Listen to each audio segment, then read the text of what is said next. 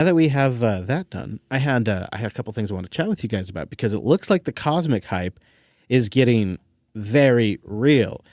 There's going to be a Cosmic 2404 rebase, which is the official release of the Cosmic desktop. It's going to debut on Pop! OS 2404. Ding, ding, ding, ding.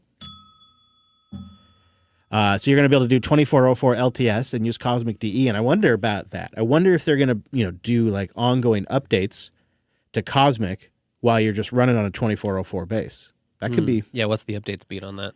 Yeah. And then they're going to have a big push, I think, at Linux Fest Northwest. It looks like Carl will be there at Linux Fest Northwest to showcase Cosmic DE, they write. Oh, fun. Which, as we know, is hosted up there at the Bellingham Technical College. And Carl will have a talk on Saturday, April 27th at 11 a.m. It's pretty... I mean, I'm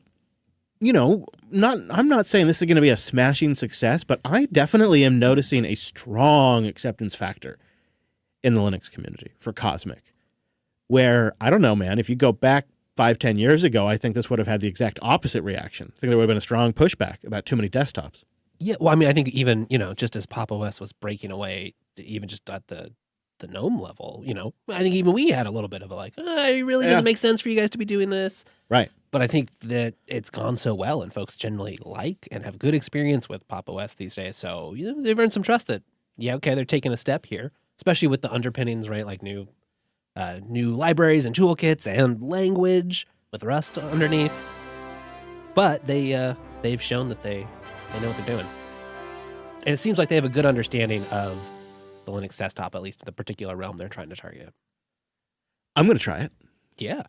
And the eventuality and likelihood being kind of dependent on an initiative that I saw brewing. There's somebody working on getting a Cosmic module for NixOS, and over on the Fedora side, someone has proposed a special interest group for the Cosmic desktop environment on Fedora. Fun. I was going to say on having it available as in the in the pop release. Seems smart to me. I mean, make it really easy to go try if you want. Yeah, just get the ISO. Yeah. Also, I wonder if that says something about how far along they really think it is. That's some confidence to announce it out there. It is. You're right. That's putting a clock on it, isn't it? Good luck, guys. I can't wait for Linux Fest Northwest. Then that's going to be a hell of a party. If it's like the Cosmic party, right? Oh, we're gonna have to celebrate. Get your spacesuits. We're gonna have them down here. We're gonna celebrate.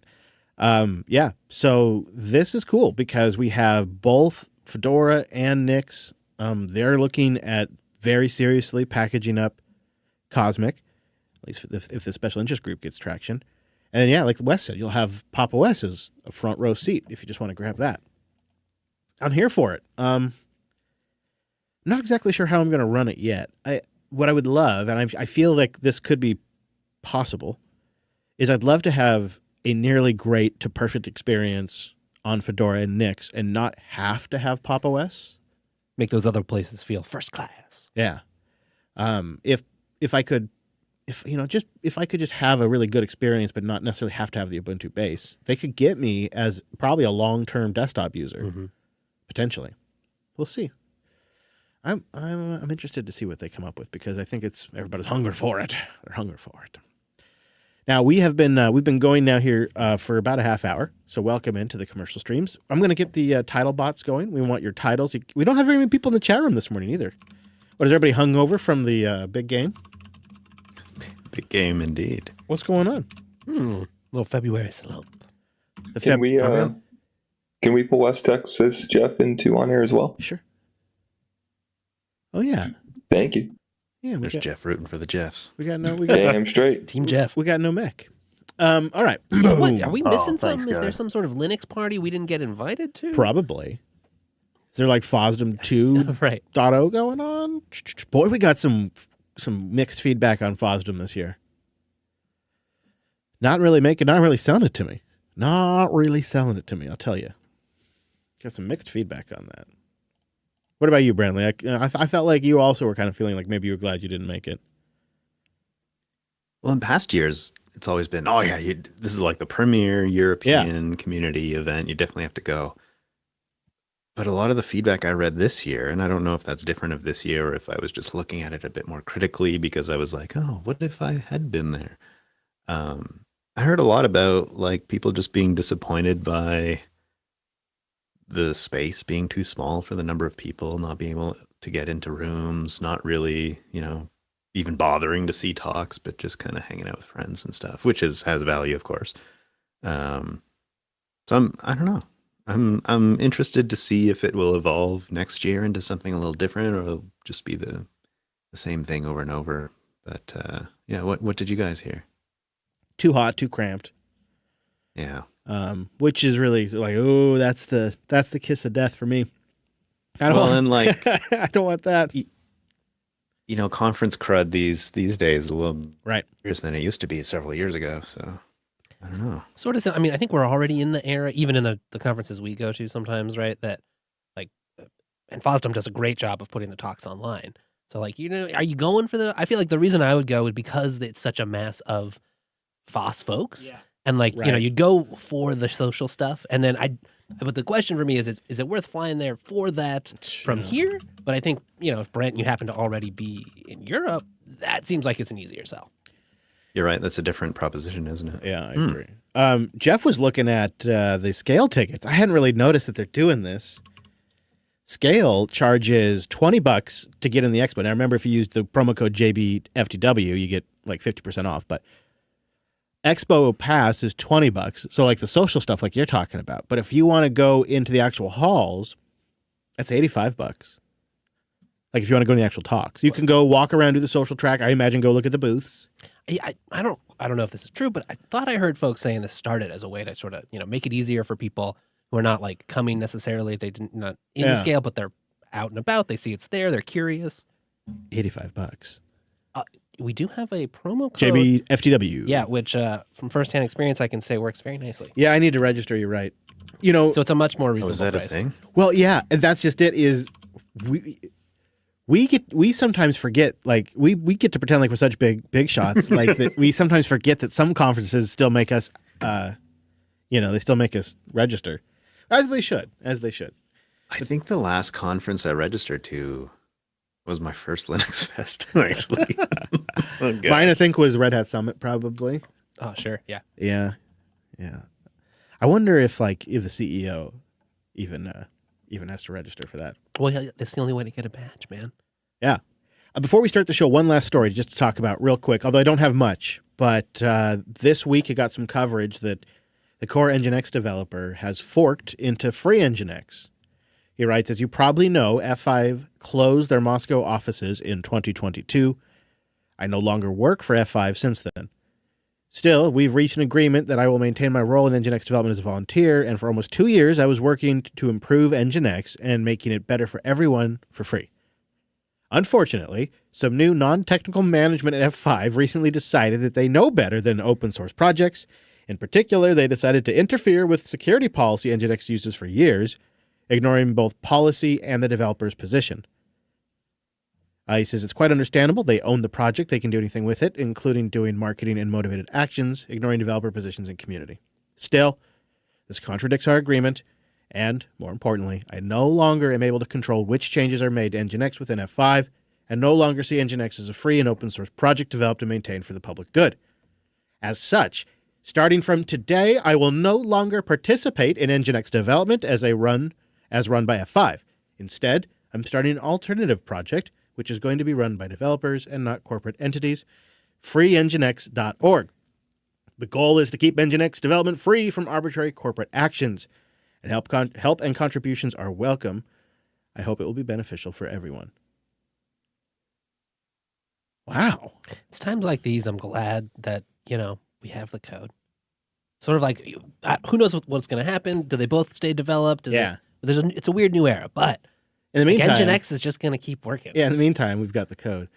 Yeah, that's a great point. I don't know how to react to this exactly. It feels I'm inclined to believe Maxim here, that F5 started getting shenanigans with it. Corporate shenanigans it's like entropy. It's the natural state of things, and left unfought, if there's no advocate in the company, it is just the natural state that things gravitate towards. It's a little awkward, F5 is Seattle based. They got a big fancy downtown tower and everything. I've always thought it was I always thought it was a little weird. But the other thing that strikes me about it, and this isn't a lesson that we know well, is in this kind of corporate entity setup, if the open source community is not the primary customer, if they're not even close to the primary customer, if you're like way out there, maybe on like the marketing edge of the funnel, as they put it, they will over time act in ways that do not benefit that community because they don't really measure what the impact is to them. They're not a core customer focus. It's not a hostile thing. It's not a malevolent thing. It's just a very large organism who maybe walks around and stomps like a giant and doesn't notice the ants beneath their feet. And you might not appreciate the sort of the brand, the amount that all those quiet little open source installs make you think of it. Right. They don't even recognize it. You need somebody who's aware. You want somebody who has their own anthill. That's really what you want. And they're down there with the ants. I think it's just what it is. These corporates are giants now. And I'm kind of inclined to go with Maxim, but who knows? We'll see. Yeah, I have two things about that. I wish you would have chose a different name, and I also am wondering how we're going to have like containers and whatnot have to change over to free engineering. Well, that could maybe be solved at the packaging level for a lot of distributions, but I do wonder if there's going to be some sort of trademark issue. Like that could be the first route of attack if things get ugly, is go after the Nginx trademark. So I wonder if maybe we should come up with something else, but like free reverse proxies. I don't know. That one wink. Yeah. Artist formerly known as. That'd be great. Oh, we'll see. It is a new era. It just came out on Valentine's Day. Yeah, unfortunately. The day of love. Yeah. It's a nice moment to be grateful for all the hard work that's gone into Nginx, though. That's true. Very handy, useful, performant piece of software. I was looking at the next release of GNOME 46 beta, and I didn't see anything that like blew me away. There's some good stuff in there. Mutter's getting a lot of nice improvements, but there was one thing I was really surprised that I just, all this talk about dropping X11 support. They've been saying the way X is going to be supported now is through X Wayland. Right. And I've been wondering, like, what does that mean? Well, I think now we have an idea, and it's better than I was maybe imagining. They're bringing fractional scaling support to X Wayland applications, or X Wayland clients, as they put it. I did not expect to see fractional scaling get work on there, but they're doing it. When the monitor frame buffers are scaled, in this special case, X Wayland and its send output regions, well, they basically do math to make it work. So even X is better on Wayland. That's where we're gonna get. All right. That's where we're gonna get now. But I thought they were taking my X11 away from me. How much fractional scaling are we talking here? Because I can already do fractional scaling on X. Like I can do 125, 150, 175. I mean, I'm not sure if it's different. Well, this is X apps on Wayland, right? So. Oh, okay, yeah, maybe just all right. The idea is to probably, in a way, would be making it feature comparable, I suppose. Yeah, there we go. Yeah. It'd be cool to like be able to fractional scale particular applications individually. That'd be sick. Yeah. Well, and as my eyeballs get a little worse over time, I kind of like it. I like being able to zoom it in a little bit. I remember now as a jackass kid making fun of my dad saying that his eyesight started getting bad in his early 40s, and now my eyesight's getting bad. It's karma. You didn't mention, but there's an improved minimize animation. Oh! Do they have an example of it? Is it solid? Because it's just a line item here in the Phoronix article, but yeah, I'm curious. We gotta try it. You mean you don't use burn your windows to minimize?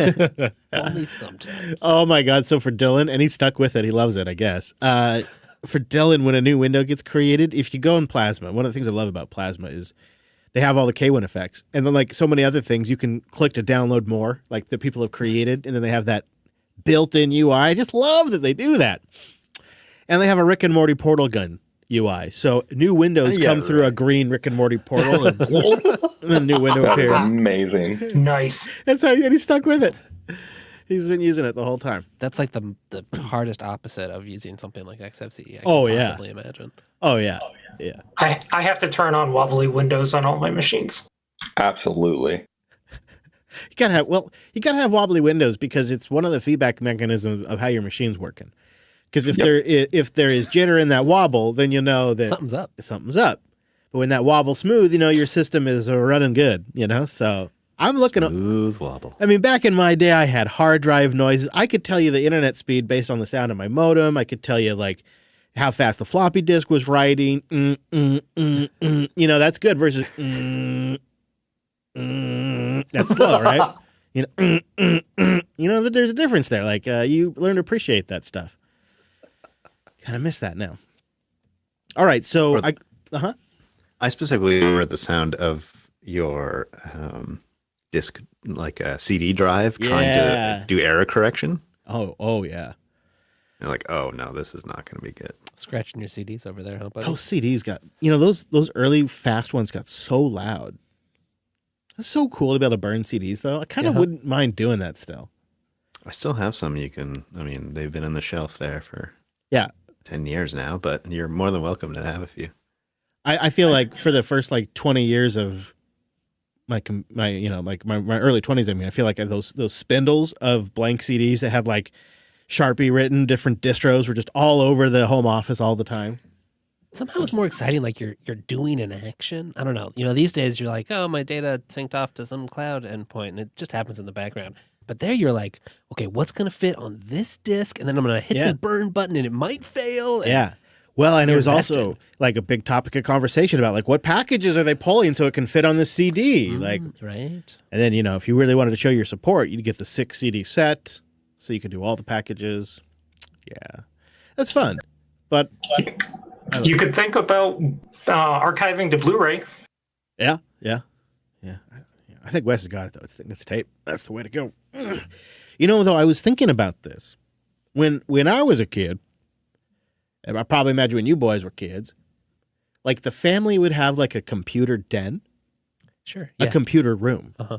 And a generation before me, in fact, I remember like old businessmen that I'd go visit with my grandpa. They had home office desks where the computer monitor was like built into the desk with a piece of glass.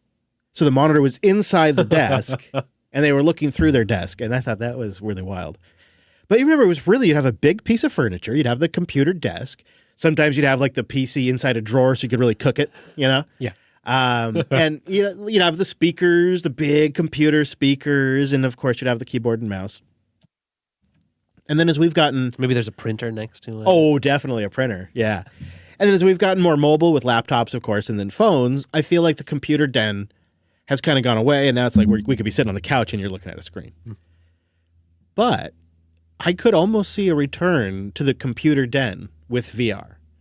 Because VR, really when you're getting into it with games, or if you want a lot of screens and you want to be you still want to see your actual space, you actually kind of want a bigger room. Like the room we're in, completely cleared out with nothing but a table, would be the ideal virtual workspace.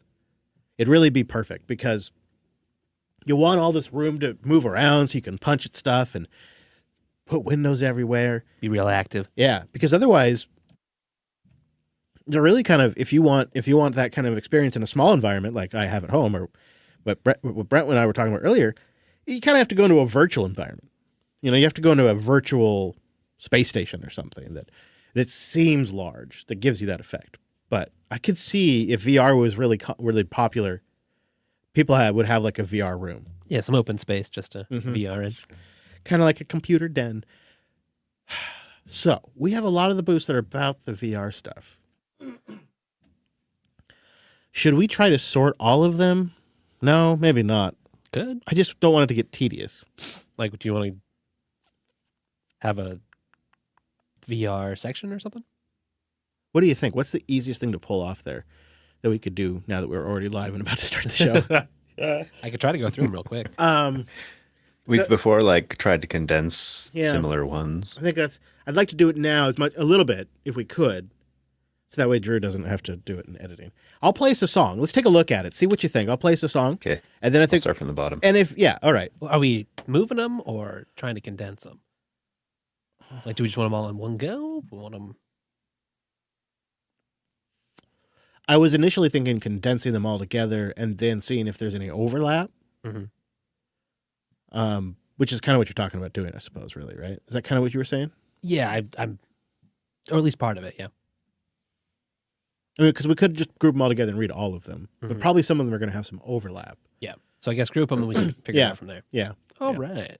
I'm gonna run out and check in with the lady too while we play songs. It's a great chance. Play music. We got the dog. Is the pod dog in here? No. All right. So check in with the pod going out dog. for a pod walk. Hey, the first boost I'm seeing here at the bottom of the list is from a guy named Chris Lass. What's the deal? Oh, that did make it. Oh, right. Yeah. So there's a Fountain bot. Man, I had a good conversation with Nick from Fountain FM. And there's a Fountain bot. So like a new way where we can include them at like a 1% split and have the boosts from all the other apps register on the Fountain charts and in the Fountain comments. So when we are on the road to scale, they're going to create us a live page where boosts can show up in real time. And so there's like a live comment section. And so people will be able to boost from any app they want, and they'll still show up in both the Fountain app and on their live webpage. That's great. Yeah. So we're just laying down the plumbing right now. It's coming along. We're going to have a great live experience. It'll be a nice, clean audio stream that'll be available on the web or in a podcasting 2.0 app. So get in that chat room and help us bang suggest. This song was inspired by Jeff. You know, Jeff likes a good banger, a head banger, and I think this is in the head banger category of songs. Oh, let's go. So this is called the Headache Song. And it is a value for value song. If you're on the members feed and listening, you can boost in, and 90% of the stats will go to the artists. We'll be right back with LUP. Somebody gave me this headache. The world's collapsing, it's so unreal.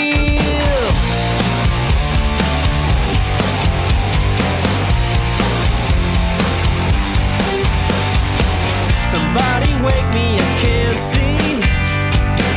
The walls divided, it's so unreal. And now I'm twisting my head in. So undecided, it's so unreal. Never been a reason. Someone walked out and said, you better run now. There she goes. Never been a reason. There she goes. Never been a reason.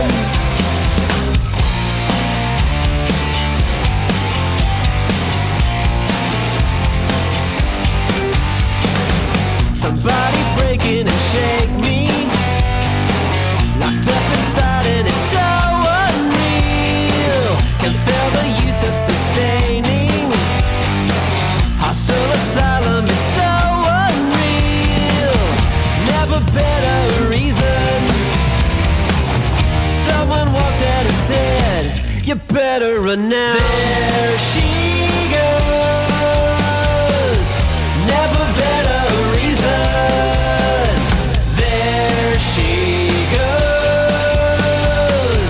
Never been a reason.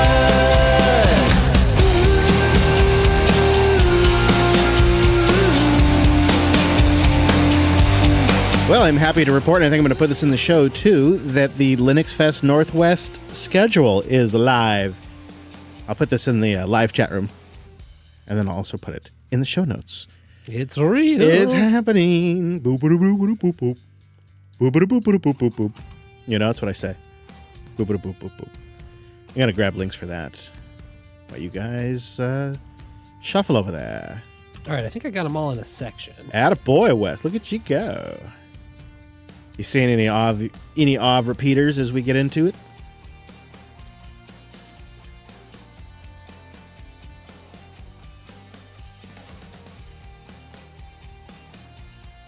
A little. Okay. Oh, no, but see, then one of them's a zip code boost. Okay, all right, keep it then. They got themselves in. Very very smooth.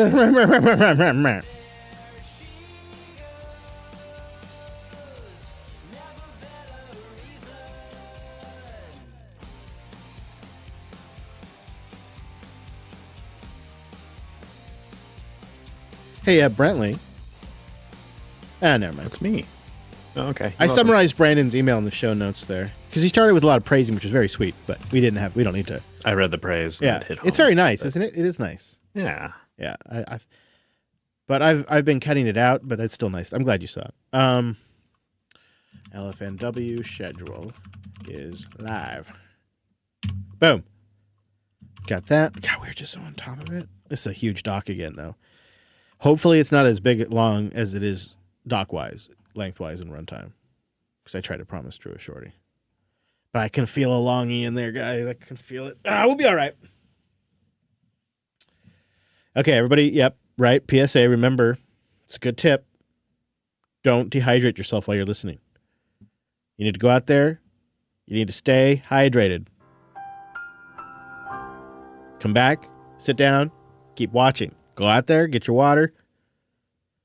Come back, stay hydrated. Mommy needs a joint. Oh, Brent, don't. Brent. It's Sunday.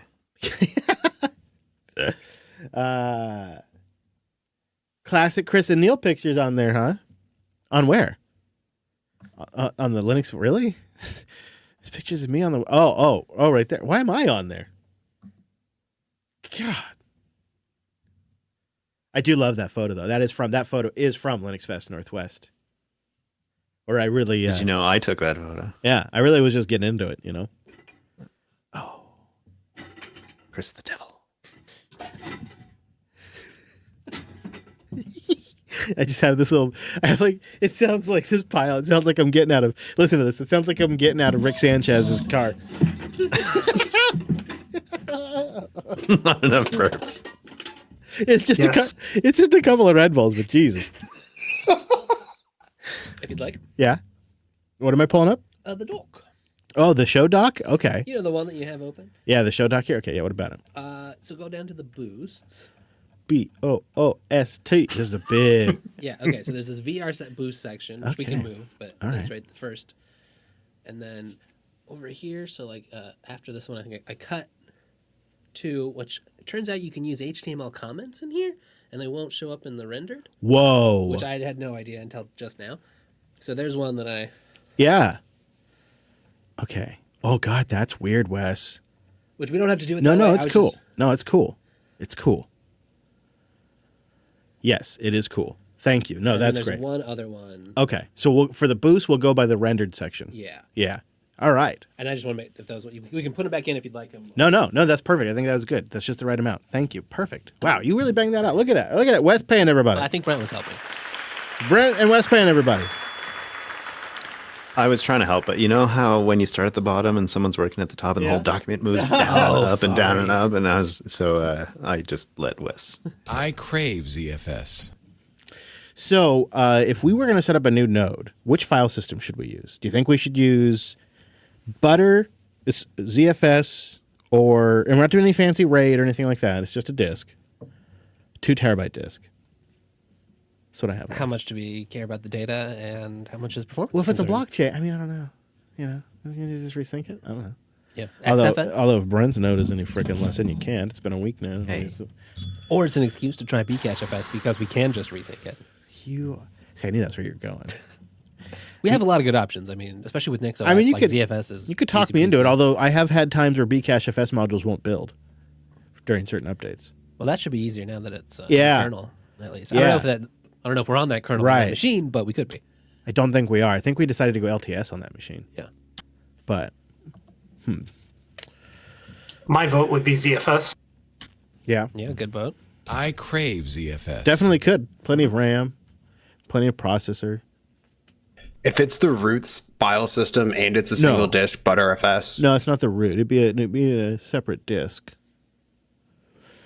Separate dedicated single disk. Mm-hmm. Probably it's yeah. But ButterFS does not have to deal with kernel shenanigans like ever. That seems like the best upshot. And then you still could get compression, snapshots. You could turn off copy and write if you didn't need it, which I don't think we do. If it's just come on, Chris. After all these years, man, you got to go ButterFS. Well, what I'm really trying to do is get Wes to talk me into Bcachefs. I mean, but I should do ButterFS. We have a system where it won't break anything critical. It'll just be mildly annoying. That's true. It's really there. It gets used, right? How is that critical? But fair. But if it didn't build, we just wouldn't reboot or something. That's not so bad. Oh, is Bcash really ready? No, it's not. No, yeah, okay. but I mean, it does give us something to talk about. That's not on one the of show. the criteria. It does give us something to talk about on It's the in show. the kernel now. Yeah, wouldn't it be funny if we came across a bug too that was specific to like Bitcoin? It'd be nodes great or something? coverage. Yeah. All right, Or you're talking me into if it. you don't need any of those fancy features and you can disable copy on write anyway. Yeah. Just go with your old buddy XFS. Yeah, that was on the top of my mind, but I would. Oh, and I don't. This could be a problem with Bcash, but I feel like compression's the way to go. Do you get that much? Is it? I wonder.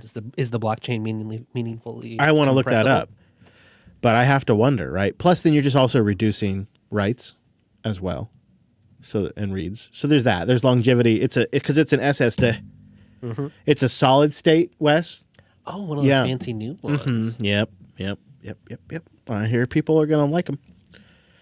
We'll see. You put the Bcash FS in a virtual file on ZFS. There we go. Amazing. Why didn't I think of that? Brandon, are you ready to record over there? Oh, you don't look ready. So. Oh God, he's not ready. I was not when you asked, but I was when I answered. Oh, Brent. Oh, it's gotta come out.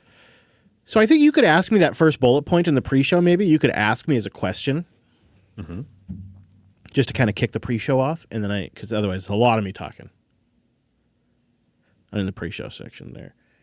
I thought we were making a short doc this week. I know. We tried, but we're not good at that. We almost made it too big. I mean, we almost went too far. We really were close. Intermission. We haven't even started yet. No, I know, but I'm looking forward Sometimes to you it. need a pre-break. I hope we have a moment for intermission because we can make one. Yeah, maybe we will. I just love it.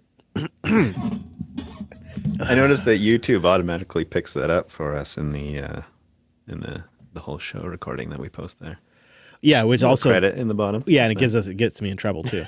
Yeah. Well, no, there's that. I know. So it takes a little stress off. It adds a little stress on. I'm always impressed by what an absolute hostile crap platform YouTube is for creators in so many ways. And there's this meme right now going around about YouTube creators burning out. And it's just all these horrible incentives of the YouTube program.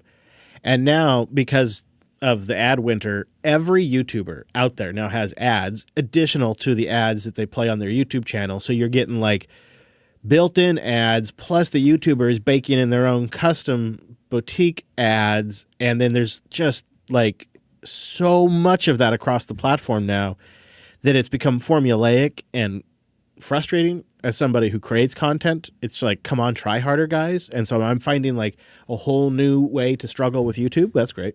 Anyways, that's my world. That's my life. So few other options. Yeah. Oh, yeah. I think it's that the... Yes? Go ahead, sorry. I think the built-in ads have gotten worse. They haven't become more prevalent. They're just like lower quality, less relevant sponsors. Well, that's the problem. That's why all the YouTubers have had to get their own ad deals, because the YouTube ads are all the cheap crap ones that don't pay now. Where they used to be able to baked-in sponsors. Yeah, those are like they used to feel like they were somewhat relevant to the content, and now it's just anybody that they can get. Yeah, that's on the YouTuber too. All right, I just put in the chat room, and I'll have it linked in the show notes. I recorded my VR desktop, and I just want to keep in mind that what you see in there, it's a kind of a scaled down version, so the motion seems more dramatic, right, than I experience, and also it's a lower resolution, obviously, because I think it's like 1080 on PeerTube. But I linked to that, and we'll have it in the official show notes too. But it's at jupiter.tube if you're listening after the fact. And it is just a couple of minute walkthrough of my Plasma desktop here in the studio in a VR environment. So when I'm talking about it today, there are visual aids. They'll just be linked in the notes or at jupiter.tube. Okay. All right. Got it? Good. Yeah, I got it. All right, boys. Ready to record? Yeah, Brentley's ready. He's on it this time. Looks so focused. All right, here we go. In 3, 2, 1, record. Hello, Drew. Hi, Drew. Hey, Drew. These levels look way better than last week. Good. Yeah, that's important. Let's all jump in at 4. What? My gate's been off this. Oh yeah, because I had it on. I had it on for you. All right, let's all jump in at 4. 1, 2, 3, 4. 4. And let's do some room capels. Who's popping? Somebody's popping on Mumble. Who's popping? You're not popping, right, Brent? No, I wouldn't. No. Who's somebody's? Is it me? Am I popping? I think it's just somebody's maybe push to talk is getting triggered. I didn't look up. So. Hello. Hey, Mini Am I Mac. popping? Hey, I'm sorry. I'm so bad audio and everything. I'm so sorry. Still have these computer problems, but I did not pop. I have pushed to talk. Okay, well, we're happy to have you. All right, let's all grab some room tone real quick. So we have it starting now.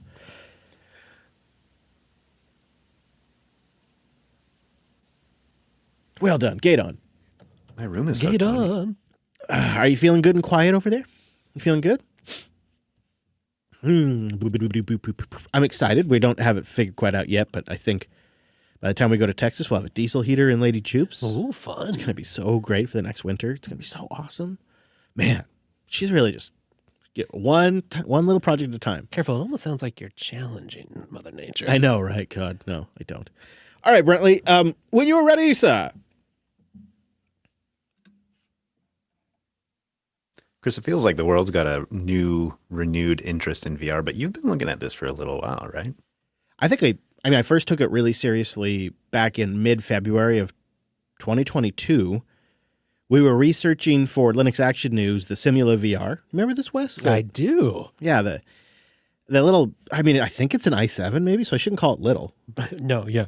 The strap Intel CPU to your face for a Linux-powered, Linux-first VR setup. Yeah, using Sway, Wayland, and Nix. So you'd think this would be perfect, right? I was really hoping by the time we sat down to do this type of episode, this thing would have shipped. Because we covered this back in February 2022. They were way ahead of Apple on this. They were already focusing on like productivity sort of applications, right? Like getting work done on your Linux desktop. And making sure that the screens were really high resolution so the text was crisp. Right. At the time they announced, they were leading edge, just way out there on the screen res. But unfortunately, these projects, they're tricky and they're expensive, right? So there's been delays. So it's supposed to ship maybe this quarter, but it could slip all the way into the end of this year. They say just due to capital constraints. And the headset itself, even the mid tiers, around $2,700. So not cheap. Cheaper than the Vision Pro, but not. I guess it's a full computer. And you remember the other cool thing about this is that you could detach it from the faceplate, and you could, in theory, I don't know if they ever made this yet, but you could put it in a dock. Oh. And then use it as a docked computer, and the desktop environment's still supposed to work on a monitor. That's compelling. Right? You imagine where this gets to a point where it's really usable. Maybe it's $1,000. So the dream of convergence is happening, but it's in VR. Right. Totally. Yeah.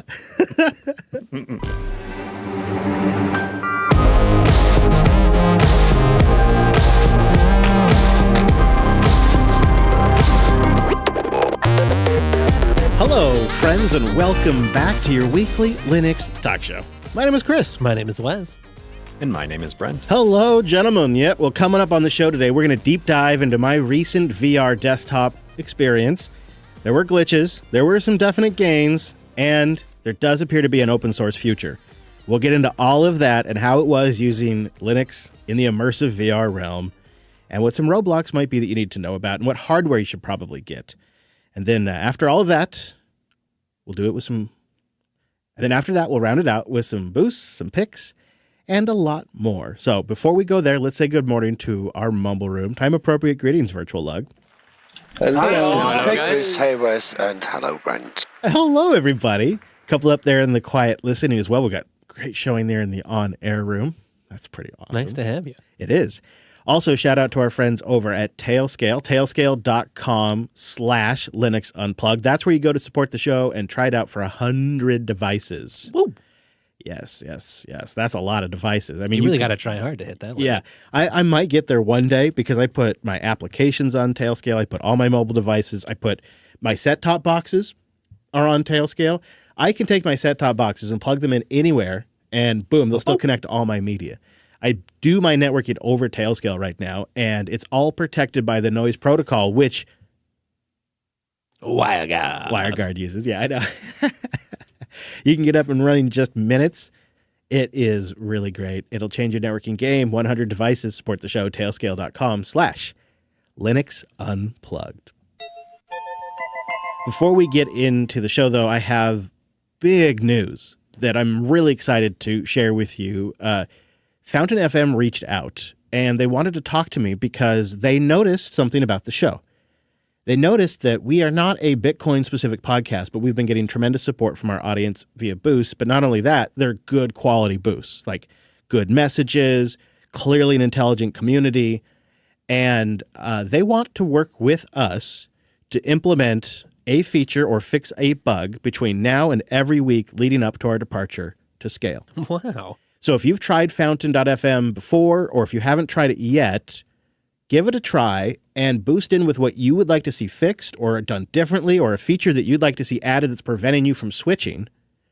The Fountain FM team will be reviewing boosts, and I have a standing weekly meeting every Thursday to sit down with Nick and go over your suggestions, track progress, and all of that. We're also building and improving on the live stream support, both on our end and their end.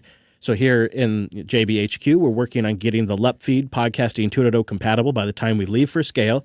They're working on building us a live page where you'll be able to watch and boost and participate, regardless if it's audio, video, mobile, whatever it is. You can do it in the app or on the web. And I think if it works really well, we'll probably use the same system for Texas Linux Fest when we hit the road for that. But it's really neat because the boosts have been great for support too, but it's put us on the top of those charts. So we've been able to hit numbers that we've never even thought possible for a Linux podcast and reach people who are just beginning to start their journey, and they're starting from the standpoint of AI, or they're standing from the standpoint of Nix, or whatever it might be. Or maybe they're Bitcoiners and they want to learn more about open source. They're finding us on Fountain, and people are noticing. And now as a community, we have an opportunity to impact multiple apps. I've had conversations with Podverse developer frequently, Mitch, and our community has made an impact on the direction of that player. And now we have an opportunity as a community to make Fountain FM better. And the more we improve these podcasting 2.0 podcasts, the more we keep podcasting decentralized, we keep it away from Spotify and Apple, and we give people more choices and more options. Yeah, we can build out the tools that we need, right? It's very exciting. There are 4 Sundays until we hit the road. So that means there's 4 weeks for us to get your suggestions in, and I'll be working with the Fountain team weekly to see how those are going and keep everything on track. And then once we hit the road, we are going to have 1, 2, 3, 4, maybe even 5 live streams on the road that'll all be in the podcast app. So try Fountain out, give us your feedback, and then keep it around for our trip to Scale, because we'll be live in those apps while we're on the road and while we're at Scale. There's a lot coming up. And then don't forget, we also have that meetup during Scale for lunch. Yeah, I'd love to see you there if you can make it. Saturday the 16th. Details at meetup.com/Jupiter Broadcasting. All right, let me tell you what I was trying to accomplish. So there's a lot of hype around the Apple Vision Pro, as expected there would be. And as Linux users, this is often a time where you just have to knuckle down and just let the hype train pass. I didn't want a VR system anyway. No. And I thought, well, is there something here? Because I tried this once with the Quest 2, and the screen resolution just wasn't there. There's kind of a screen door effect. Makes it hard to read the text, unless you went like ginormous and filled your entire screen, which is just not practical. But there is, I think, a real use case here. If you're looking for multi-monitors in a scenario where you cannot have multiple monitors, I thought there could be something to this. And I, for example, at home have a laptop and it has a 14-inch screen. And wouldn't it be wonderful if I could replicate my workflow with multiple monitors like I have at the studio?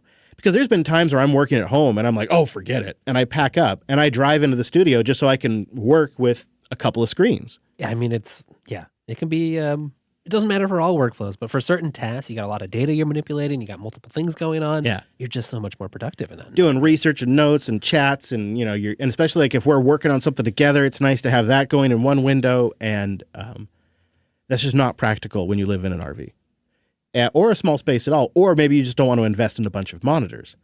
So I thought, let's see if the Quest 3, which is about 7 times cheaper than the Apple Vision Pro, you could buy like 5 nice Quests with accessories for the cost of 1 Apple Vision Pro. So the price to performance ratio seems pretty solid.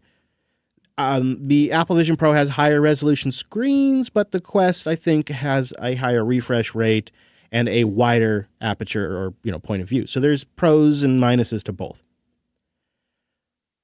But the Quest allows you to sideload Android apps.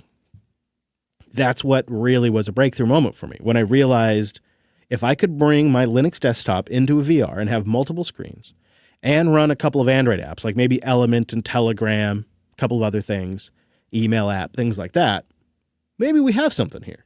Yeah, what is it worth reviewing sort of the setup of the Quest 3 for folks? Because you're saying it's not like an Intel PC, it's more like an Android system. Yeah. It's essentially a very high-end Android phone with multiple screens on your face. And then a bunch of sensors and a bunch of pass-through cameras. And the Quest 3 does pass through pretty well. It's not as good as the Apple one, but it does pretty well. And it is their UI on top of Android. Now, there is obviously the concession here that you have to have a Meta account. Yeah, how onerous is that in practice? Not much. I mean, you have to have an account. You could sign in with a couple of other OAuth providers as well. I just opted to create a burner Meta account for this because this is really a proof of concept. It's not like how I'm going to work for the next 5 years. Yeah. And they have an app store and all of that. So if you want access to that, you need a Meta account. So I went ahead and created that for this because I've had a Facebook account, so I was just able to link that. And you can have a separate identity or link it or have them or combine them. It's your choice. All that's pretty straightforward. The ability though to put the thing in developer mode and then install like third-party launchers and install third-party apps, man, that's really something. And in this sense, it's not like a super foreign platform. Obviously, there's VR-specific stuff you got to do if you're a VR app, but otherwise, it's an Android phone. It's any APK you can get your hands on. And there's sites like Pure APK and whatnot where you can just download anything. It doesn't have the Play API, but there's ways around that for a lot of things too. So I have F-Droid on there, and neat. And so right now the Quest has a limit of 3 simultaneous 2D applications. They're going to change this so you can have floating apps like you do in the Apple Vision Pro. But so you can run 3 in a kind of a snap grid side by side. And they also have a built-in pull in your work environment monitor using their software, but I believe it only works on Windows and the Mac. I had to have something that worked on Linux, obviously. Yeah. So accepting that the Quest 3 kind of is in the sweet spot for price to quality. They have 2 models, and the cheap one is perfectly functional if you just want this one capability. And then they have a 512 gig one that you might want if you want to load a few apps on there. And when you're looking at the price differential here, it's just obvious that the Quest is a better value right now. But it doesn't natively do screen pass-through for Linux. That's where an app called Immersed comes in. I get the sense it's kind of a small team over there, but they have built something extremely clever. I don't know if anybody else has thought about working in a virtual environment as much as these guys have. They, by default, allow you to bring in Windows, Mac, or Linux. They distribute one of multiple ways for Linux, but one of the ways they distribute is via an app image. That's so nice to see. It's also packaged in the Nix repo. It's called Immersed VR in there.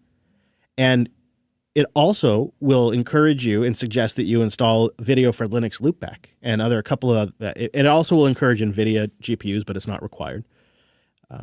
And what sounds like some real Linux users in their little community, huh? Yeah, I mean, the support is surprisingly good. And when you first set up, it will only bring in on Linux, and this is an important thing to understand, your main screen, your actual monitors. It'll only bring in your physical monitors on Linux. Now, you and I were looking around. There are some like X-Randor shenanigans you found that we could do to create virtual screens. Yeah, right. Yeah, it does seem like there are some options to do it all digitally, but you're going to have to futz around a little lower level than consumer products. That's not really what I wanted to do. That wasn't for me. So what I ended up picking up, and this will depend on your video card, but my video card has like 4 display ports.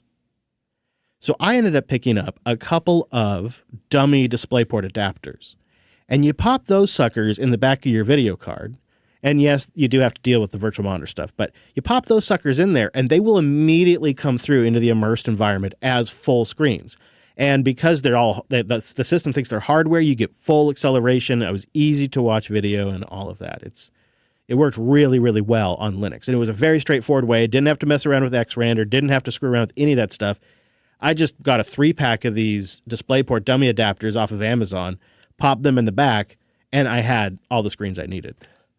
I had a system like that once where it wouldn't get past the post without a display plugged in. So same thing, because I was using it as a server.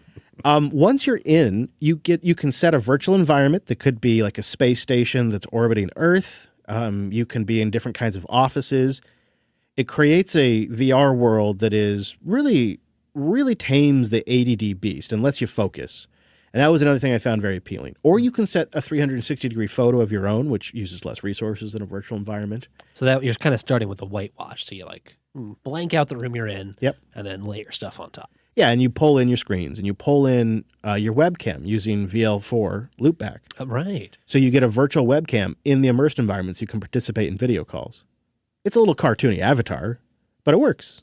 I've participated in multiple meetings now in this environment. How fun. And you can move the VR webcam in your VR space, and it moves everything around and like you're really in that space on the other end of the camera. The other thing I think that Immersed has thought about that is critical in these kinds of environments is they have this technology called portals. And these are boxes that you draw that use the front-facing cameras on the headset to punch reality through in these spaces. So I draw a portal over my keyboard, and I draw a portal over my door, and I draw a portal over the mixer. And so I can see those things come through in this virtual reality, so I can always find my keyboard, I can always see if somebody's at the door. And with the Quest, if you double tap the side of the headset, it'll drop the VR and go back to pass-through. So it's a quick way to, like, somebody walks in, you just double tap, hey, what's up? And then when they're gone, you double tap, and boom, your virtual environment comes back. I really have found this to, in the sense of helping me focus, it has been tremendous. You combine it with noise-canceling earbuds, and you're really off to the races. Immersed will also route your audio to the headset. So if you want, you can just use the speakers on the headset for playback. Oh, nice.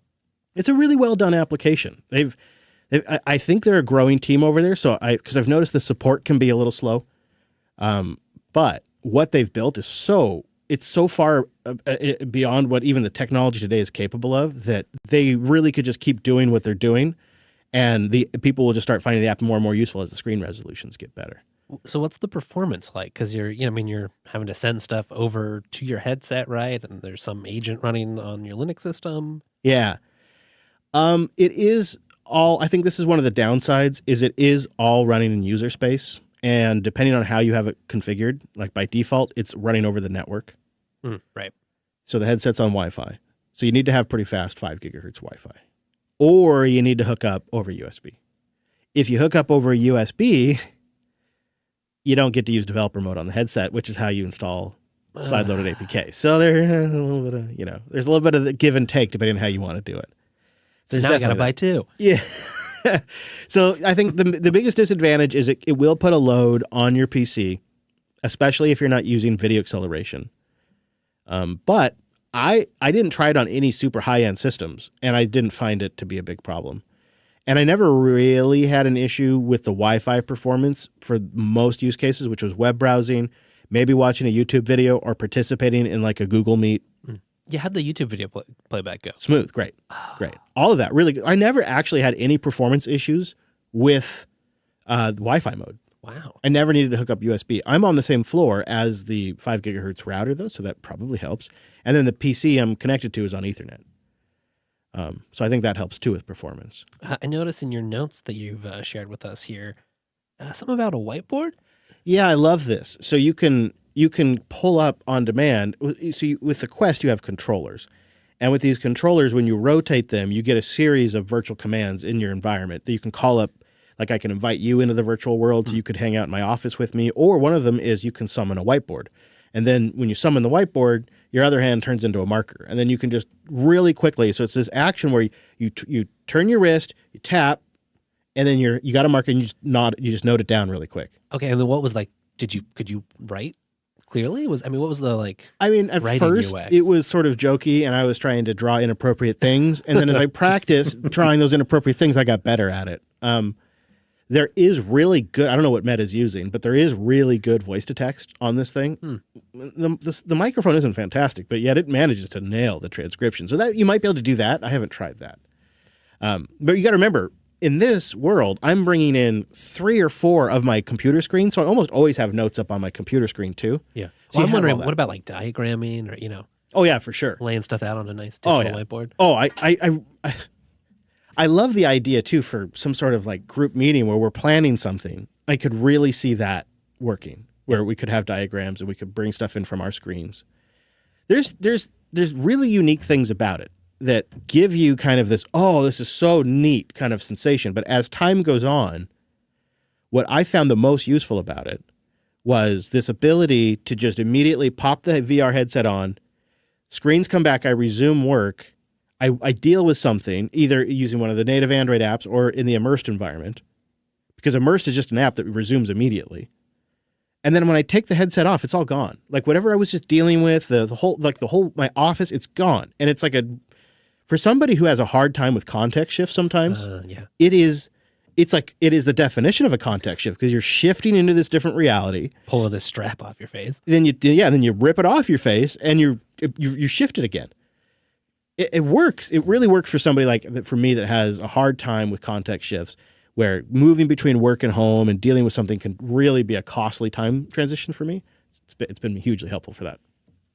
So, Chris, I know you've been trying this from like an office work perspective, but have you been thinking about how this kind of setup might apply in a train or a plane or a travel setup? Do you think it would be as flexible or as easy to use? Yeah, I know some people have had trouble in moving environments with gyroscopes and stuff, but I think so. I definitely want to try it on a road trip. That always to me has been the obvious use case is somebody who has one small screen. Imagine we're one generation down, one more generation, and the headset screens are even better. If you truly know you could have a small headset or a medium-sized headset that you could put on your face, and within a few seconds, boop, boop, virtual screens show up. Why would you ever buy anything but the smallest laptop possible? Right. Because if you need more screen real estate, you just put the headset on, and then you stop buying monitors. Every few years, you buy one of these headsets. And I do mean every few, because I think these are going to be the kind of devices that we only see updated every few years, because they're so at the cutting edge of what the screen technology is capable of and what these processors and sensors are capable of in cameras, which is just cutting edge stuff, that it takes years for actual improvements. There's a lot of refinement that has to happen before you get a next increment. So I think it's going to be a bit, and I felt like the Quest 3 was at that price point where you could get it used for around a couple $300 and jump in and try something like this. And Immersed works with Linux. They're working on their own goggles. There's several different vendors out there that are specializing. So you're going to have goggles like Visor that are really focused on work and productivity. And maybe they even have permanent pass-through, like actual optical pass-through. And they're not really focused on gaming and, immersive VR. They're focused on multiple monitors. And then you're going to have visors that are just really built for gaming, right? That are completely optimized for gaming. Then you'll have ones like the Apple Vision Pro that are trying to optimize for as many things as possible, and they're going to be really expensive. But by Apple setting the bar at $3,500, now anything that comes out cheaper than that seems kind of like a good deal. Right. We've all been primed by that. And now there is going to be a range of products in that space that address different aspects of the market. And I think the next phase we're really going to see is use case specific headsets that do really nail it. They don't nail it for everything, but they nail it for that one thing really well. And we're going to go through a generation of that for a bit. And then you'll still have your Apple Vision Pros that are trying to do it all. Right. Yeah, it makes sense. It's a hard problem, right? So if you can kind of limit the focus of what you're trying to solve. Yeah. Limit the focus. Yeah. Chris, because I think you did a deep dive this week after we got so much positive feedback on this topic, but I'm curious about like the ergonomics for you. Was it easy to type, for instance? Did you find any fatigue once you had this? How long could you keep this thing on your face hugger on? That's a good question. Better than I expected. I don't really like heavy glasses on my face. I think the head straps make a big difference. I'll touch on that in a little bit. And I think taking breaks, the battery lasts about 2 hours. And I think that's just about as long as you'd probably want to use it. But that's also not unreasonable to take a break from work every couple of hours. Yeah. Or maybe every hour or whatever. You could kind of see how you probably could be doing that anyway. You could almost Pomodoro this thing, right? Just use it during stretches.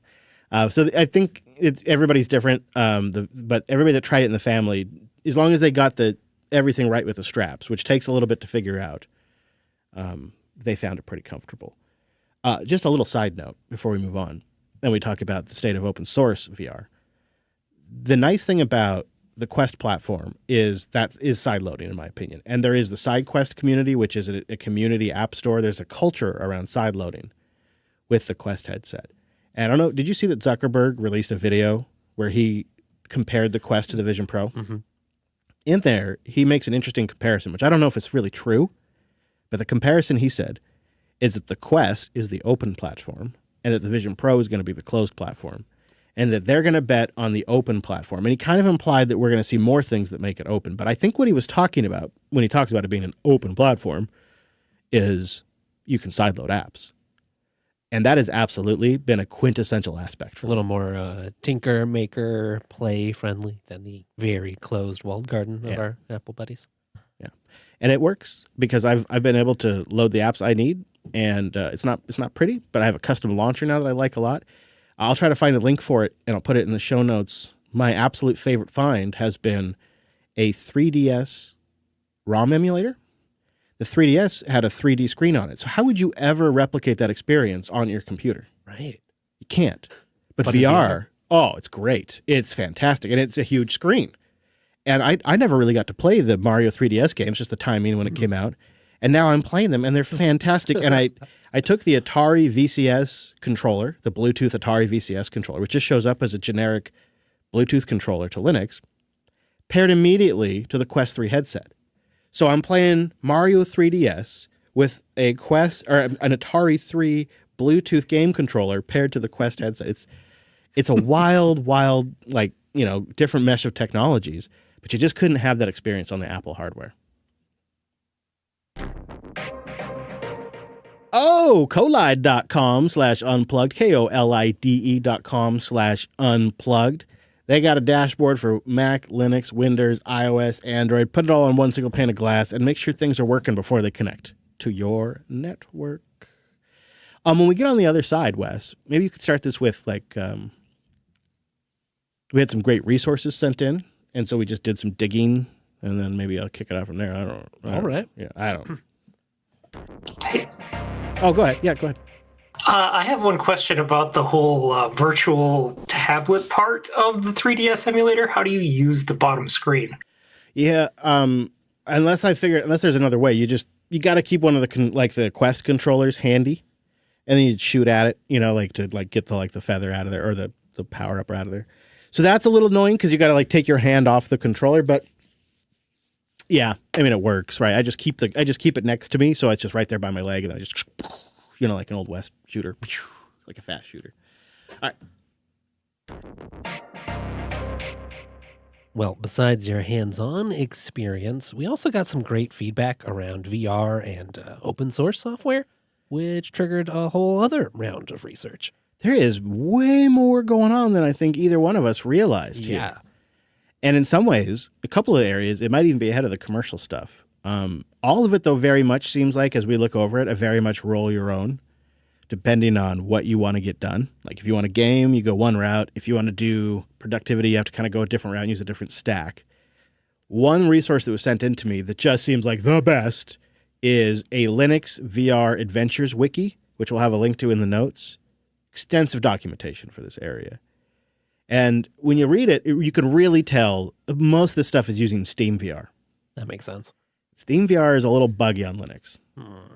So the other mountain people are trying to climb is building something that replaces Steam VR. And there's a couple of those out there. We'll link to those in the show notes too, like Monando and Open Composite, I think might be them. And a couple of others that are trying to build something that takes care of all of the the APIs and the tech and the rendering for you. Implements Kronos Open XR. Yeah.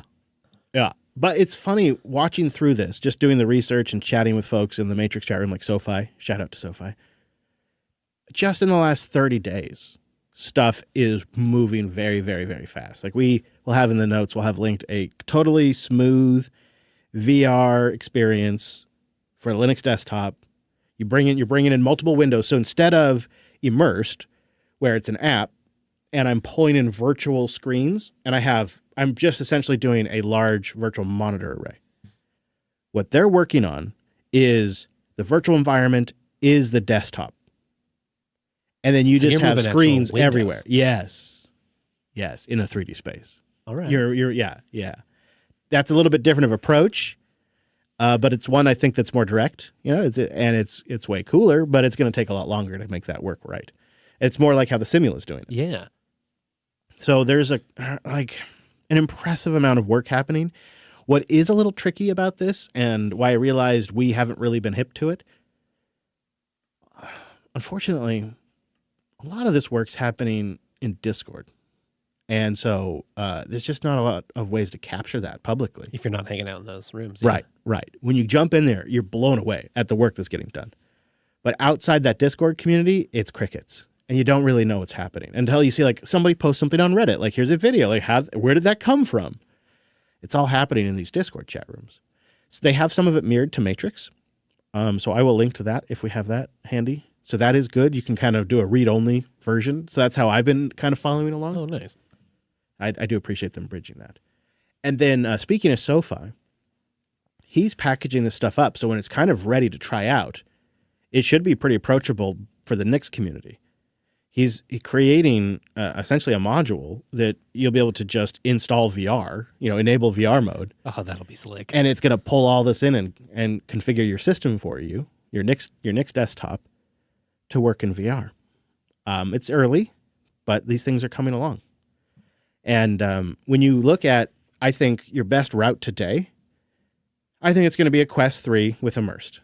But I think when you're looking for the best route in 3 years, maybe 2 years, I think it's actually going to be this open source route with something like Open Composite or Monando, or maybe even Steam VR gets better. I'm not exactly sure which one materializes. Or, and maybe the Simula VR ships, and that'd be nice. Maybe that gets some adoption. Headsets are out there? What software will be out there? Yeah. I think there's so much, but if you want to be in on it and see if it works for you, the Quest is a good way to kind of get your toes in there. And then the nice thing is that it does have the most comprehensive gaming library. It's very much a gaming first device. Mm-hmm. So if you don't end up using it for the productivity, you will use it for the gaming, because the gaming's really good. The gaming has gotten to the point now where it makes regular games seem lame. They seem really boring. So there's still usefulness there. I don't know beyond that. Like, I know the Immerse folks are working on $400 goggles that are more like sunglasses. So we're getting really close, but that stuff won't necessarily work with the open source tech at first. Yeah. There's certain standards and whatnot they have to. So my final thoughts are on this is, if you prefer not to be tethered to a laptop, then something like the Simula is going to be the way to go, because that's a full computer. Mm-hmm. The Quest can run Android apps, but to really get the immersed virtual screens, you need to actually pull in a desktop or a laptop. So now you're powering that, you're powering this thing. Yeah. I'm going to have a laptop anyway, so it's not a big deal for me, but it doesn't replace the laptop yet. It's like additional screens for the laptop. You can do side loading on things like the Quest, so you can put some work apps on there, so you don't always require pulling in your monitors. So that is something to consider. You can probably use it for about as long as the battery's going to last right now. Just they get warm. The screens are not perfect still. I think we're not there for all-day use. You're not going to put this thing on in the morning and then kind of forget you have it on during the day. Yeah. I think the next round of headsets probably will be there. We're getting, like with the Quest, you can do accessories like put in little fans and stuff that make it easier on you and reduce the weight on your face. Like, they're really close. They're really, really close. And the screens are very good. They're just not perfect yet. So I think we are one generational. The Quest 4 will, I think, undoubtedly be there. But it's close enough that if you just want something for a couple of hours to get multiple screens when you're working from home, or you want a clear delineation from home and work, it's there for that. And then the open source stuff, I think that's more like, give it 6 months, and then you'll be able to just plug your Quest in, the Quest 3 into your PC with the open source stuff, and you'll be able to use the Quest So you'll still get to use it with the open source stuff when it's ready. So to me, it seems like the most solid bet, even though you got to deal with that Meta account. Yeah, that might just push it over. I'd love to know if people know of other options, other hardware that might just connect to Linux and work with the open source stack. It's something that's reasonable, because this is the thing I like the least. And like when I think about getting one for family, like I don't want to set up one for Hadia. I don't want to give her make her have to have a Meta account connected. Like I don't want to do any of that. So for me, that's one of the weaker points of it. But if we could have something that didn't require an account, that wasn't tied to an online service, but worked as a display with an app over the network or connected directly, I would definitely endorse that. Seems like a really solid product. All in all, I'm keeping it. I'm going to keep doing it. So it's not just something I'm going to just do for the review. I don't think I'll use it much at the studio, but I think I will be using it quite a bit at home. That makes sense. I mean, that's where you're the most space constrained. Yeah. Yeah. I don't know. Did you use it much around your wife? Yeah, a bit. What was the sort of... That's a good question. How weird was it? I know sometimes you're using it to try to not be distracted, but I imagine sometimes you'd be sort of in a mixed state where you're trying to get work done but still chatting. Yeah, so I think that's a really good question, because obviously you feel a little awkward and a little silly. Right. But I told her ahead of time what I was doing to here's what I'm thinking, and went on and on about it probably longer than she wanted me to, so that way she was fully up to speed. And then because I could do the portals, so the first night I used it, I'm sitting within talking distance to her, and I created a portal so I could see her the whole time. Yeah. She didn't seem to mind that I had the face computer on. But when she gets home and I have it on, I generally take it off to say hi to her, and I just feel like sense. I feel like it's weird, even though I can see her with the pass through. Probably help if more headsets adopt a better version of what the Vision Pro is doing with the eye pass through kind of thing. Yeah, some sort of signal that says, yes, I can see you. I'm paying attention. I thought it might help if you glue some googly eyes on the front of it. That would be hilarious and something I would like to do, actually. The other thing that's an interesting experience and very frustrating is sharing a VR headset, because it's a very new experience and nobody knows how to manage it if they've never been in VR before. And, using the controllers and commanding the UI, it's all new. And so you can't see it and they've never done it. So walking them through things can be the epitome of frustrating. They do have the ability to cast to a Chromecast device and stuff like that. Like mirror the output. Mm-hmm. But you're getting a cropped version of what they see. Like what you get, what I see is what you see in the screencast that I send you guys. It is not the full thing, and there's parts of the UI that don't always fit in the screencast. Of course. And so that is really frustrating, because everybody's very excited to try it, and they all want to try Dad's headset, and I have to go through all of this every time with them. I would imagine, just from an ergonomics point of view too, you have all the straps and everything adjusted for your particular noggin, and then someone else goes and puts it on and they adjust everything, and you go to, you just want to sit down and get some work done. Yeah. Yeah. So, and then the other thing is every now and then, you trigger something and it's making a lot of noise and there's a lot of activity and you're in that environment, and then somebody's talking to you and somebody's at the door and there's a lot going on. It can be very stimulating. And it's yep, just taking this thing off for a minute. Just I'm out. Let's just figure out what's going on in the real world for a minute. I've had those moments a couple of times where I was hoping it would completely isolate me from all of those. Instead, you're getting a little stressed because you are more isolated. Yeah, it's more input, and I can't quite see what's going on.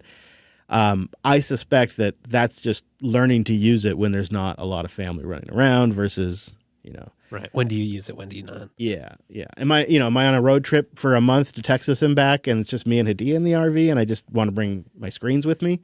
Yeah, I might work for that. If the kids are over with their friends and the dog's barking and all that kind of stuff, maybe I'll just use the laptop screen. Yeah, that's probably where I draw the line. Oh, warp.dev/Linux-terminal. The Warp terminal is coming out soon. And what I like about it is you don't have to load a whole Chrome browser, because it's built on Rust. Little native app right there, action. How it should be. Also, a really sweet text editor built in. So when you're editing that Nix config, it's just built right in there. So check it out at warp.dev/Linux-terminal. They're going to have some swag giveaways too. All right, Brentley, when we come back, do you want to just give a shout out to the fact that the Linux Fest schedule is live? Sure. All right, here we go. Yeah. Oh, we haven't done intermission yet. Well, maybe soon. All right, here we go. In 3, 2. Now, it sounds like this Linux Fest is going to be a great one. So the Linux Fest Northwest schedule is live. Encourage you to check that out and maybe even register if you'd like. Now, we did get a bunch of feedback this week on a variety of topics. Want to say thank you for that. linuxunplugged.com/contact if you want to send us a note. And Brandon did. He says, following the touch on IPFS podcasting a few episodes ago, I decided to dive down the rabbit hole. I updated an unmaintained container for Umbrel and made it available for all users, not just those using Umbrel, and an unraid template in case others want to use it as well. Now, that's just one way myself and a part of the community can help the V for V and decentralized podcasting community. You did link to IPFS podcasting node on GitHub, which seems like a pretty cool project. A node providing decentralized podcast distribution over IPFS, crowd hosting podcast episodes with storage and bandwidth provided by volunteer nodes. And if you click a few links that we'll include in the show notes, there are 135 IPFS nodes currently hosting 45,998 episodes from 479 feeds worldwide. Wow. Isn't that incredible? Yeah, the IPFS podcasting is something I definitely want to get back to this year. The idea is so dang cool. And then the fact that we can put them on our splits and help them, cover their storage costs seems just absolutely brilliant. And I love seeing this, Brandon. I really appreciate you taking the time to get that all in a nice working manner for everybody. I'm really tempted. Maybe after summer, maybe after we get through some of these events. Something to explore. Yeah, I feel like it will. I feel like it will be. We'll have links, though, in the show notes if you want to play around with IPFS podcasting. The idea is really neat. Some podcast clients in the Podcasting 2.0 community will just be able to pull it natively. Those that can't can use an HTTP redirect. So it still pulls it from IPFS as the storage backend, but it uses one of those gateways out there like on Cloudflare or something. Yeah, if you're not hip to the new protocol. Yeah. Now. And now it is time for Le Boost. We got a bunch of boosts about the virtual Linux desktop stuff, and so I wanted to kind of put them all together in one spot and answer those since they're all on a theme. And Lando came in with 88,042 sats. Well, thank you, sir. Is he our baller this week? I believe so. He's up there if he's either way. Yeah, really. top baller indeed. All right. Well, thank you. There you go. And Lando writes, I'd love to hear more about your VR productivity setup and experience getting Linux desktop in VR. Other than the Vision Pro, most of the coverage has been about gaming, but to me, the value of having the virtual environment to work in while traveling in a small space seems to be real. He says, give Emby a try. I know your qualms about the lifetime pass, but it's a polished version of Jellyfin. I thought they were pretty similar. I didn't realize Emby may have more polish than Jellyfin. That's interesting. So on specifics to getting the Linux desktop in there, I did run into some problems trying to get it to work on NixOS, as I seem to recall. Mm-hmm. Do you remember what they were, Wes? Because I know it was like after last week's episode, so it was... No, eventually we got it. We had to get the V4L2 loopback module going. Yes, right. We had a little bit I had to get the module set up, but that wasn't too bad. No, and we did, and I think we got to the point where it looked like everything should have been working, but wasn't. So I don't know if there was just something we were missing or... Yeah, when I tried it with the app image on my KDE Neon setup here, it just worked immediately. It did complain about not having an NVIDIA card, but still worked fine. I think if you're not trying to do the virtual screens, and if you actually have a hardware dongle, I think it would work a little bit better, Lando. So what I've been thinking I would do for my travel setup is my ThinkPad has an HDMI port, and I picked up a dummy dongle for the ThinkPad. And I think I'm just going to put that in there, and I'll have 2 screens when I travel. Still pretty good. Yeah, it is on the Mac. It is very simple to create the virtual screens. It'll create, I think, up to 4. You have to pay for immersed after a certain point, though. So if you want more than 3 screens, you have to pay for that. And then on the Mac, it will dim your actual monitor. But what I do is I just hit the dim button so that way people can't see my screen. And then it's really private, and that's really nice. There's something kind of just one less thing that's distracting if nobody can see my screen. There's just something I like about it. Yeah, no one has to see your weird idea for the next podcast. Oh my gosh, they're so weird.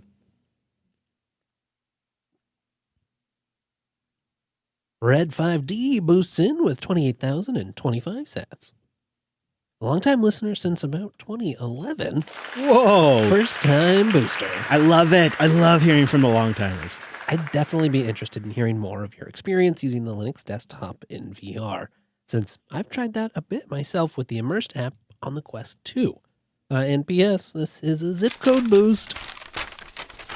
Oh, you brought the map. Good. Yeah, of course. Good. It's a VR map this time, but... Okay, 28025, that's a postal code in North Carolina, the city of Concord or thereabouts. Concord? How do you say it down there? Hello, Concord, North Carolina. Or well, I know there's a Concord near Boston, but I don't know if you say it the same. Concord? Kind of like Concord. that? In Cabarrus County. Concord. So, Red, since you've tried this on the Quest 2 like I did, I'd say the biggest difference is on the Quest 2, you really had such lower screen quality that you'd have to make the screens so large that they were readable that it never worked out to be practical for me. What I liked about Immersed is I could create a virtual workspace. I had a cabin with a fireplace that was up on a hill with windows that were looking over a lake, and it was raining. And then the way they positioned it is it looked like I was sitting in a couch. So I was sitting in my computer chair, but visually I was sitting on a couch, a big red couch in front of a fireplace. And then I had my screens out in front of the fireplace. Very, very chill. But the Quest 2 couldn't quite chop it on the screen res, where that has not been as much of an issue with the Quest 3. I'd say it's a very solid upgrade. In fact, the Quest 3 screens are better than the Quest Pro screens even, and the Quest Pro is a $1,000 device. Wow. Yeah, Meta is pushing it hard. I think the Apple Vision Pro takes it even one notch further, and I don't know if any of them are quite there for 8-hour use. You're talking to a guy who has used computer screens since they were like black and white or green. So for me, I've lived with a large range of quality that if I have to step a little bit back to have multiple screens, I'll take that trade. But you're not going to go into a VR environment and get an upgrade in fidelity. You're going to have a better time with your actual real screens. But like in the use case of traveling, it's just, then there's not even an option. And I still think it's totally usable. Thank you for the boost. Bobby Pin boosted in through Fountain 4,000 sats. I'd love to see how to use the Quest with Linux as well. I've been looking at it since you mentioned it in Coder a while ago, but I'm hesitant about the reliance on Meta and seemingly Windows. I'd love to see a FOSS alternative, but for now, the Quest may be the next best bet. Yeah, I think that's it, Bobby, is the Quest, unfortunately, is the best bet for what you can do today. And I think it's likely going to be one of the best bets for what open source can do in the near future. Like the Index seems to be well supported. There's a couple of VR devices that, because they just have a large user base, seem to be well supported. And I think the Quest is sort of the top of that list. Do you think we're going to see some of these like facehugger type devices from the likes of Pine and those manufacturers who are relying on community support to make it all work? I mean, that's probably a few years down the road, but do you think that'll be a thing? Pine VR. I do. Yeah, I do think so. I had the realization when I tried the Quest 2, and it became obvious to me that this is an Android device on my face that is like, of course, Apple was going to create one. Mm-hmm. Anybody that, is making a mobile device today that, has relationships with ARM and knows how to do power management and screen resolutions and stuff like that is really kind of a candidate for making a facehugger. I could definitely see them getting into it. And, again, I bet they would focus on a particular use case, and it would probably be really good at that use case, but maybe not great at, say, gaming or something. I'd love to try it, though. Faraday Fedora came in with a row of ducks with a VR question. He says, I know it's a niche subject, but so is desktop Linux. So let's hear about it. He also was talking about restoring Windows. He says, I've done this on my desktop because of anti-cheat and flight sims. Yeah, the anti-cheat stuff is killing the gaming on Linux for a couple of games. It's really a bummer. But he says that's pretty much only for some games. What I hope to do one day is make a headless Windows machine and then connect from a smaller Linux desktop. Hey, there you go. So I was playing with Steam Link. Right, yeah. In the Quest. That works. So I did Steam Link from my deck from my Steam Deck to the Quest using the Atari VCS Xbox compatible controller. The latency was fine. Did you play like a VR game, or was it just a normal game that presented like a screen? Yeah, I tried to launch a VR game, and I don't know if Steam Link supports VR because I just got like a blank screen. Because that was my thought. Right. Chris, it sounds to me like there's so many layers of like abstraction and like, oh, I need a dongle to pretend that this works, and I'm gonna, cheat it to make it do the thing I want to. How was your like time fiddling versus your time actually just doing the thing you were intending? It's pretty quick because it's all just Android APKs. The Steam Link is an APK I got from like Pure APK. I download that. I install it using the Amaze file manager. So once you have a file manager, it's pretty quick. Yeah, it probably took about a couple hours to get like all the basics set up. And then it's just download APK, install APK, run APK. And Steam Link, it auto detects your other Steam devices. Right. So you just connect on it, and I was in. That was one of the smoother ones. Very impressed with that setup. And, I had my Steam Deck in a cupboard up above the TV closed, and I'm sitting there in a VR environment playing from it. And it's just an app I just launched, and it like the Steam Deck woke up. Like Valve's nailed some of this stuff really well. You also can get the Xbox streaming gaming service inside the Quest. I haven't tried that though. You pair that with the sort of privacy aspect you mentioned, and I'm working. Don't disturb me. All right, you don't know what I'm doing. Well, why are you using a game controller? It's a spreadsheet. It's complicated. It's complicated. Lego Feet comes in with 12,345 cents. So the combination is 1, 2, 3, 4, 5. I'm kind of mirroring. That's the stupidest combination I ever heard in my life. You could just cut that. It's like I could be there. Yeah. Well, it sounds like Lego's kind of mirroring your experience here, Chris. I bought the Quest 2 for productivity, and the screen resolution wasn't even close to good enough. I don't care about games or anything. I just want to know if I can sit on my own little planet with a few screens and nerd out, write some emails, and read some documents. Hooray. Lego, if you're a screen queen, maybe not. It is way better than the Quest 2, right? Because my daughter has the Quest 2 still. So I popped the old Quest 2 on, and I was like, "Oh, honey, child, oh, honey, don't look through mine."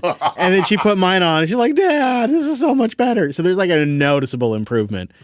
But it's not like if you're spending big money, like for me, if I were going to buy, say, a $3,700 headset, I'd want it to be beyond what I could get anywhere on a computer monitor. We're not there yet. But at $600, when you get the 512 gigabyte version, $600, yeah. I think it's kind of there if you go in with the expectation that you're still going to be a little disappointed, but it's nowhere near as bad as the Quest 2. So to continue here with the baller boosters, True Grits boosted in 2 boosts with a total of 77,067 Satoshis. For the first one, I've been having some difficulties boosting from the upgraded members live feed in Fountain specifically. Has anyone else had this issue? Uh-oh. No, not that I know of, but now we'll be on the lookout. And on the second boost, it seems like it's a zip code boost, 72067, from True's parents' place. I don't know. Maybe you could avoid doxing yourself, but then you end up doxing your parents. Is that how it works? The zip code's a pretty large region, though. Yeah, well, Grits' wonderful folks seem to live in Arkansas, maybe somewhere near Whispering Springs. Hello, True Grits' parents. Thanks for True Grits. Pseudospice comes in with 56,222 sats. That feels probably like a McDuck. Quacka waka, it's a treasure. Yippee! Looking forward to meeting you guys at Texas Linux Fest. Did you catch that the Linux kernel team has been now given their own power to issue their own CVEs directly? LWN covered this. I don't follow it, but the Linux kernel team has always taken issue with the CVE process. They say all issues are bugs, etc. Do you think it's possible that there could be a situation now where there's a vulnerability, but the kernel team doesn't want to acknowledge it officially, or maybe disagrees with the severity, so a CVE number doesn't get assigned? So CVE shenanigans. The kernel team now issuing their own CVEs called a CNA. Now, he is right. There has been murmurs from the kernel team on several occasions. Well, all security issues are actually just bugs. Mm-hmm. And if you were to assign a CVE to every bug in the Linux kernel, you would overwhelm the CVE system, a point which Greg has made on the mailing list before. He has joked about, well, we'll just assign CVEs to everything and burn the system down. So there's a little bit of hostility there. It's interesting, too, the free Nginx fork that folks have been talking about. Seems like some of the disagreements there at least stemmed from CVE assignment, what should count and what shouldn't count. So hot topic these days. Yeah. I do think it's worth pointing out, like, there could be maybe now a bias towards not issuing them. But yeah, to your point, it could be maybe it just fixes a bias the other direction that we have been suffering from. The folks who are closest to it get to decide. You know who I'd like to hear feedback from is anybody out there that's an open source maintainer that this would somehow impact them. Like, are you following CVEs released for the Linux kernel to update downstream packages? Does this change any of that? I don't have a clear understanding of how that would impact the rest of the community. It is fascinating to see a group that's been a little anti-CVE become their own CVE issuer, but maybe that's what it takes to sort things out. It'd be interesting to see, in a year, in 3 years, how do the statistics around CVEs and the kernel change, if they do? Yeah. Thank you, Pseudospice, for your boost. Hybrid Sarcasm boosts in with 42,000 sats. Hey, Hybrid. Forgot to report on my Nextcloud solution, the Linux Server I/O container, because of the cron add-on, coupled with MariaDB and Redis containers. I used traffic to provide TLS. I also deployed Real Orange's DB backup as a container for a nightly DB backup. Nice. What is that again? Real Orange's DB backup. The Real Orange one. Okay, yeah. Okay, great. Finally, the files themselves are on a ZFS dataset, which is duplicated to another host in the house and are synced to B2. Never had any upgrade issues, but fingers crossed. Nice setup. I like that you're getting into B2. Well, yeah, mix of lots of fun tech in there. I feel like we should be talking about backups a little bit more on this show, but I haven't really locked into what that is. I'm always looking to hear your backup solutions. So if you're looking for an excuse to boost in, tell us how you're doing backups. We want to know. I think March sometime is World Backup Day too. We should probably, look at the calendar. Huh. Sir Alex Gates boosted in with 10,000 Satoshis. Podcasting 2.0 consultant. I just use the Nextcloud Helm chart. It's pretty hands-off aside from major database upgrades. Not a Nix config, but it's still deployed with configuration files. Nix versus Kubernetes feels like a big debate to me. Yes, you can use Nix as the host OS, but I use Linode K8s, so it doesn't really matter. Experience directly translates to job experience as well. Yeah, that's a fair point. Things that help build out the old resume. You can also have NixOS in the container if you want. So like if there's something that the project doesn't provide a great container, you don't like it, you can always have a project or make your own container that runs NixOS with the NixOS service, which packages it nicely. Mm-hmm. Linux Teamster comes in with 5,000 sats. At the end of the members feed, you mentioned trying to decide whether to start afresh or migrate to a new Nextcloud instance. Yeah, our new one that we built last episode. Teamster says, well, a nice middle ground is the user account export app. I've successfully used it to export my user data, including calendars and files and everything to a new instance. You just need to install the app on the new Nextcloud's app from the new Nextcloud's app store. That does sound like a nice middle ground. Yeah, that is. So he says that it's called the account export app. And that really does seem like just the perfect solution for me. I don't need to migrate everything, but accounts and user data, that sounds ideal. Thank you, Teamster. Appreciate that. Gene Bean comes in with a row of ducks. I'd like to see you Nixify the OwnTracks recorder and the OwnTracks front end, along with the HTTP interface to OwnTracks instead of MQTT. A little challenge from the Bean. Oh, Bean's this is a good one because we're going to be on the road. We're going to be on the road. Yeah, that's true. This would be great for the Texas one, where I'm going to be on the road for a while. Gene Bean, I like this. We're going to put that on the list. Where's my list? I'm going to write that down. I think it's on your thigh, right? Oh, I should. It Just pull up your VR whiteboard. Yeah. Vroom. All right, Gene Bean. OwnTracks, by the way, if you don't know what OwnTracks is, it's like your own self-hosted Find My or Location or Life 360. Yeah, you run the server, and then you get some sort of client that pings with your location every so often. And then it has got a handy-dandy interface to show you. Thank you, Gene Bean. Tom's dad was kind enough to boost in 10,000 sats. Coming Here's an interesting project, Compose to Nix, which will convert a Docker composed file to a Nix config using OCI containers and systemd services. I'm playing with makefiles that convert Docker Compose YAML files to Nix configs. Not sure how I feel about all the systemd services that it creates, but it does work. He has a link here to Compose to Nix on GitHub. What do you think? We have been sniffing around this a little bit. Yeah, it's on my list to play with. I have yet to have the opportunity to take advantage of something like this, but the idea being, right, you take your Docker Compose file, you throw it through this son of a gun, and what you get is essentially the Nix config you'd need to do the same thing running on your Nix box. Seems like a nice sort of hybrid, too, of the way a lot of folks run Podman setups, where you have systemd services that start your Podman containers, and then you just slap on a layer of Nix to make that even more declarative. Could be really nice. Also could be yet another way to kind of figure out how to do things. You're like, well, I know how to do it in Docker Compose. Right. You can still have it on your Nix system, but you don't have to go sort of quote unquote full Nix. Yeah. Obby 1984 comes in with 4,000 sats.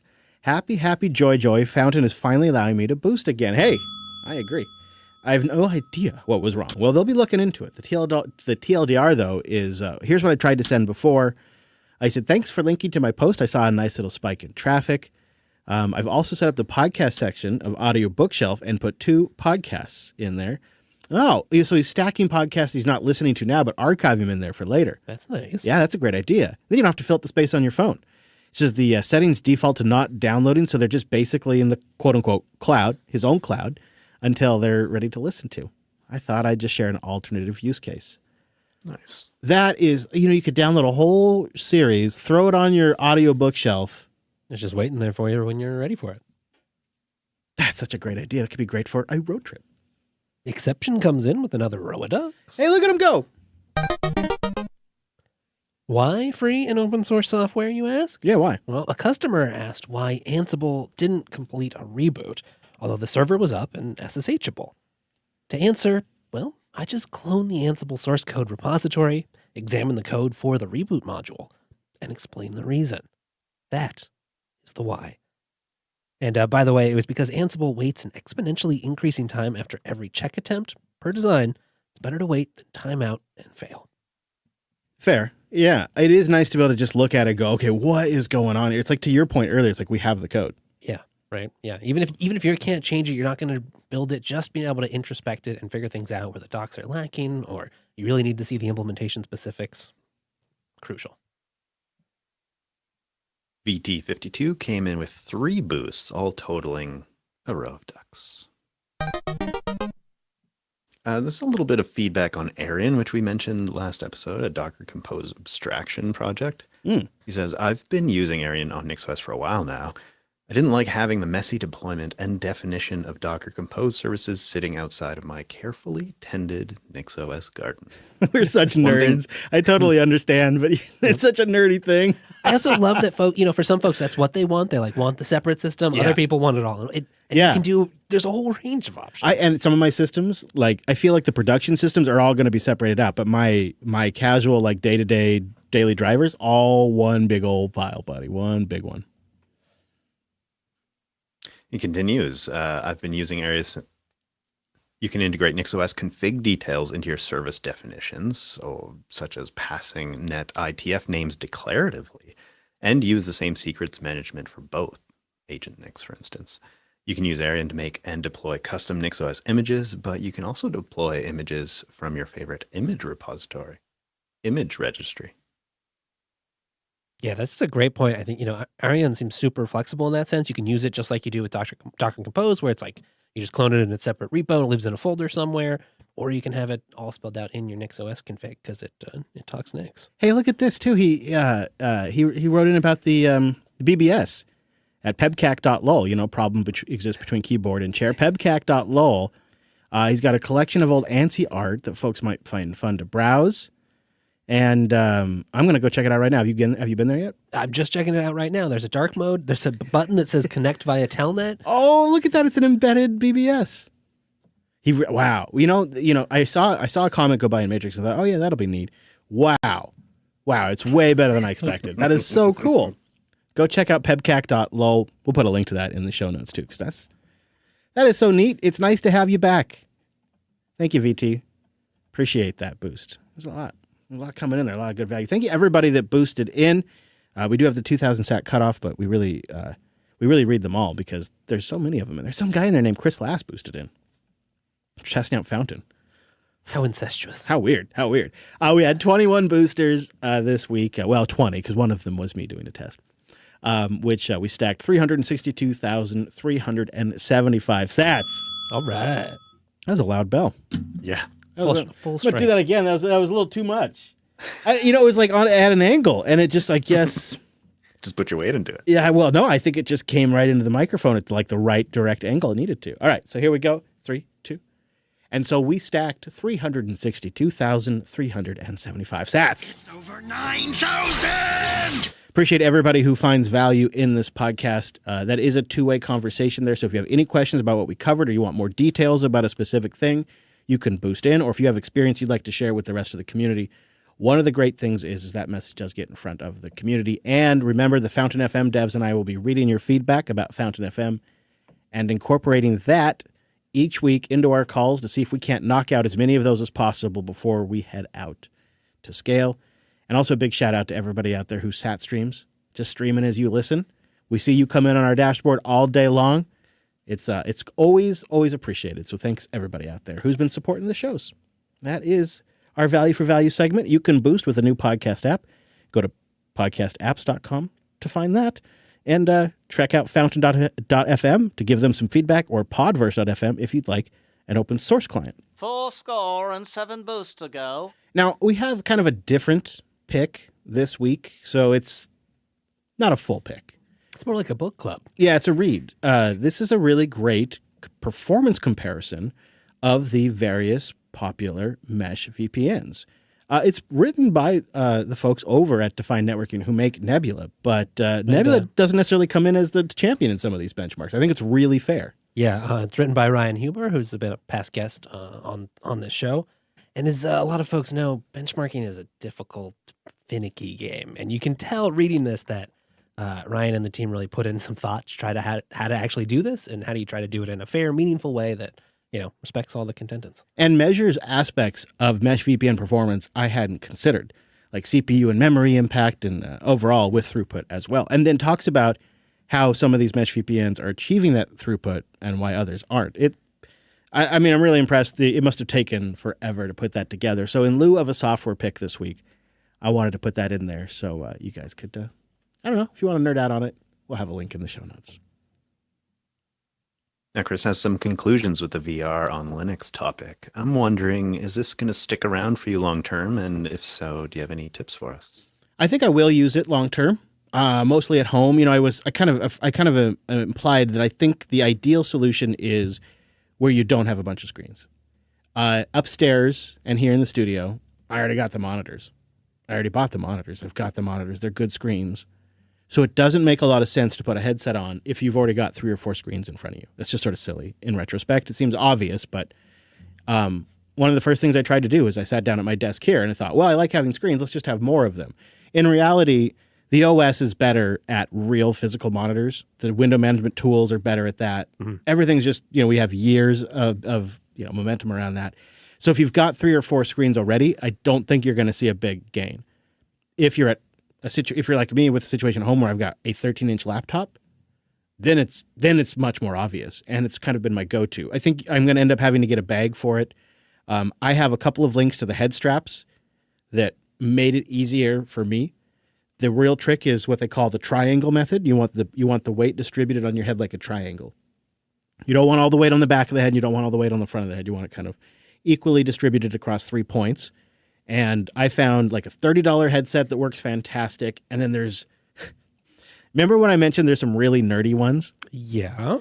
Bobo VR S3 Pro has a cooling fan on the head strap, a dial so you can turn up the fan or not. You can, dial it up or down. But then my favorite ridiculous part is it has a removable battery pack that's magnetically attached. So you can just, with the headset, blindly reach behind you and just sort of drop the battery on the back of the headset, and it'll magnetically snap into place and gives you 10,000 milliamps extra battery. And then you can buy a dock which has more batteries, and then you can just always be hot charging a battery, and then you can just swap them because the Quest has a built-in battery too. So you can just hot swap these removable batteries and just keep going all day long. I don't think the screens are there yet, but when the screens are there, this kind of stuff is going to be killer. And this is an example where this is this is the high end. This is the highest of the high end head straps. It's $90. Okay. Right? The one I'm using right now is a $30 head strap. It's perfectly serviceable.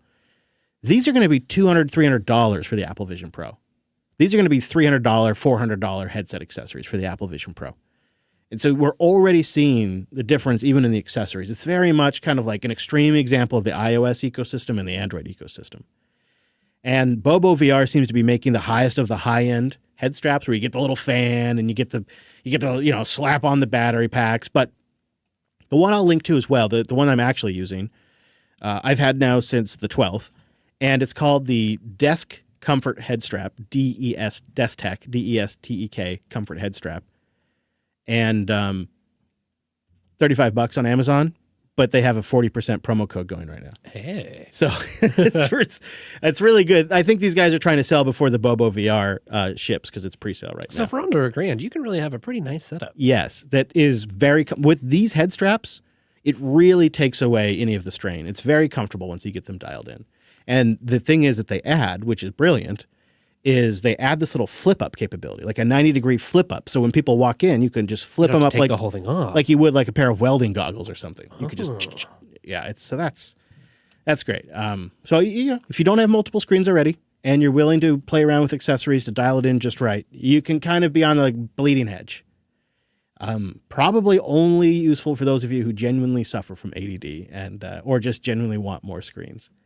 But in those scenarios, it's sticking around. So embarrassingly, I think I'm bringing this thing to scale with me.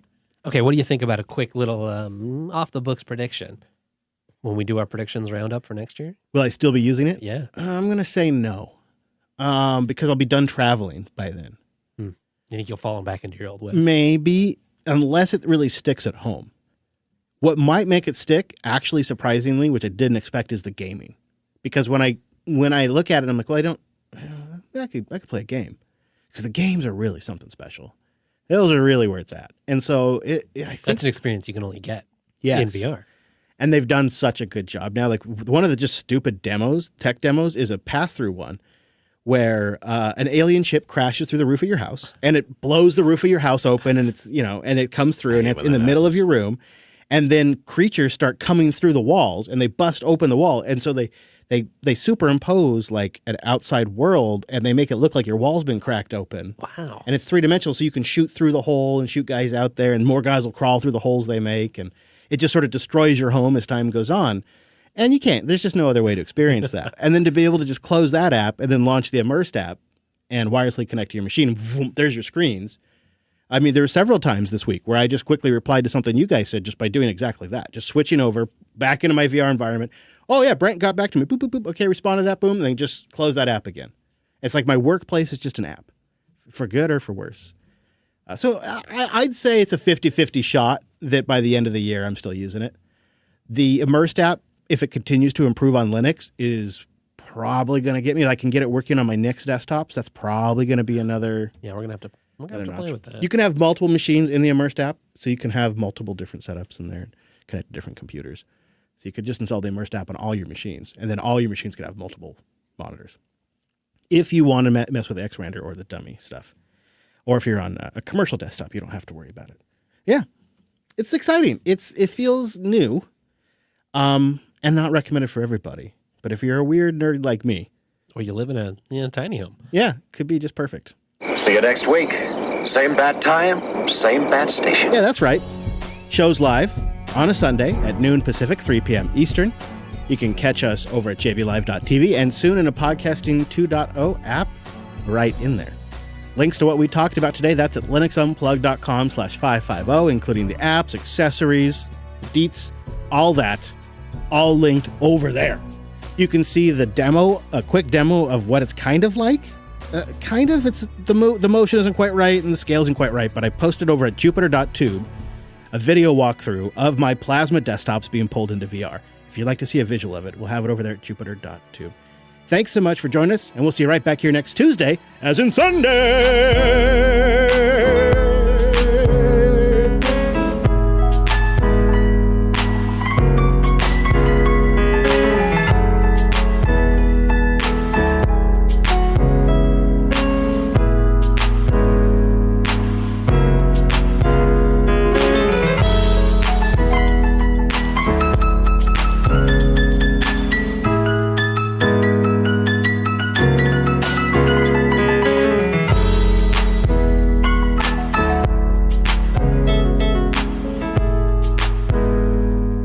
Conversion in progress.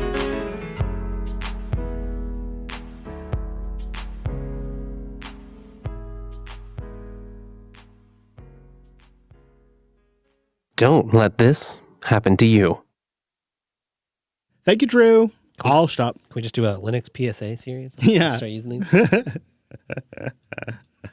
Well, I don't know if that was very useful, but it was a fun experience. It was one of the more funner ways to, prep for the show. It was one of the more interesting kind of.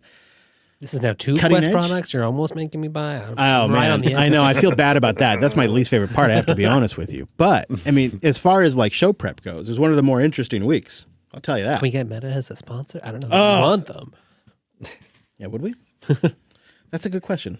I mean, after that, they should just send us a check. Although it's only it's definitely a reluctant endorsement. They'll send some patches for ButterFS. Yeah, that's true. They've done some nice patchwork over there. All right, just a few minutes left to bang suggest. Did you get your title suggestions in? I got a few. No, Chris, you know what I would love? I would love that Minority Report kind of thing. A little box, and then just playing around with your hands. That will be the future.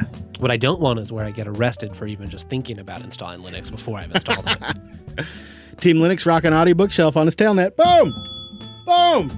Attaboy.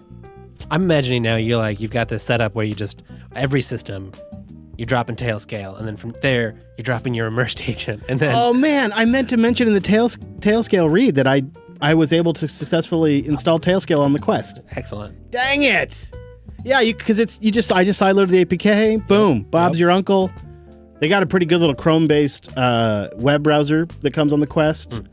There's a couple of browsers. I also sideloaded Firefox. Oh, that's nice. Yeah. So I synced all my bookmarks over. Mm-hmm. Tell you what. Wow. For a show that started with a Seuss rant, it went okay, I suppose. Yeah, I think sticking with the book club idea, I've got some suggestions for listeners. Oh, yeah? You got some books, Brent? Brent's books with Brent? Oh, we got a new series, maybe.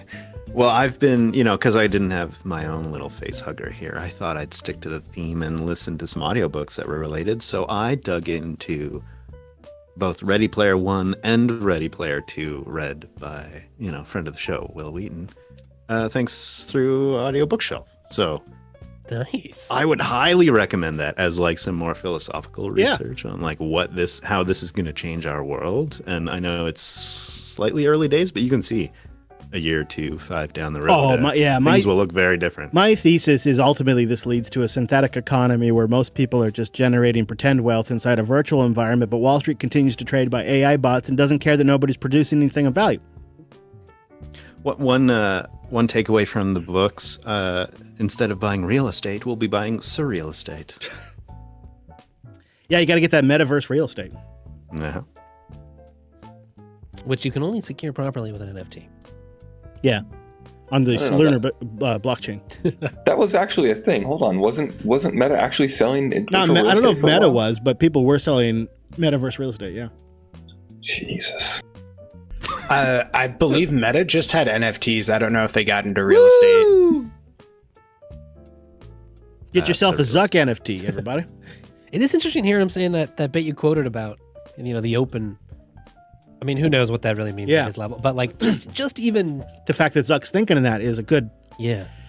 Wouldn't it be weird if somehow like we had to really start squaring the fact that Meta's doing a lot of interesting stuff? Like, here's a couple things about it. First of all, they're crushing it on the open source contributions, both in Linux, but also they're like, releasing their Llama stuff in a way that I think is absolutely going to be fundamentally important to the future of open source AI. And then on top of that, I'm just doing a quick math, but do you boys know of any other big tech company that's currently ran by the founder right now? So he's the OG founder. Yeah. And dude's like 39. Tim Cook's like 70. Yeah. Right? Sundar Pichai's like 60 something. Same with what's his name? Bezos. Well, Bezos retired from Amazon, but the CEO over there, I'm sure, is a gray hair. But no, I'm thinking of Satya Nadella. Thank you. Yeah, I almost had it there for a second. Satya Nadella. He's also, not more than 10 years from retirement. Right. But Zuck, man, he's got controls. He's got controlling chairs. He's got the age. He's got the OG passion. And the fact that he sat down and did that 3 or 4 or 5 minute video off the top of his head with no talking points, no script, no staff. For all he fails in, appearing like a human, he seems to be a fairly capable robot. Did you see the video of him going around this morning of like being really awkward at like some event? No. Oh yeah, there's always something. But you know what? I don't know of any other tech CEO that could have done that. He just sat down and his bro started recording and he just went off the top of his head for 4 minutes about the two products. And I don't see any other tech CEO capable of that. And so new implant that he has. Yeah. He actually, it's funny. He just mentions implants as a way to control these VR devices. And he's rattling off the ways we're going to control these VR devices. And like he goes through like controllers, hand motion, Neuralink, or like, brain implants, just like one of the many ways. So he's a weirdo, but what I'm saying is he's got the staying power. He's got the age, he's got the brain, he's got the focus, and he's got the motivation and the drive. And he's going to be running Meta 20, 30 years after Tim Cook and Sundar and Satya and all of them have retired. So we don't think about Meta in that context, but that makes it stand alone from the other tech companies, I think. For a while there, though, it was like he was in some hot water. What with U.S., Congress and the privacy in the last election and stuff. Yeah, well, they fixed that by being the absolute first now to kowtow to any request they have around censorship. Right. But it just makes me wonder, like, do we really want him around for another 20 years? Does that serve all of us? Or is it like... it's not a question of want, Yeah, Brent. we don't get much choice. Right. But it does remind me of the difference between, some of these people who are innovators. They live in a world that is very different than our consumer reality, right? They have access to these things and these ideas of like neural implants, like, oh yeah, that's old tech. But for us, it's like, oh no, wait, this is not like a consumer given yet. And so there's almost like two worlds operating there, and it's up to them to make our world shift to theirs. And they do with their huge egos over time. All right. I'm ending the titles. It is time to vote. We need to pick a title for this episode. There were some good ones too. So I'll go vote now. This is the hardest part of the show.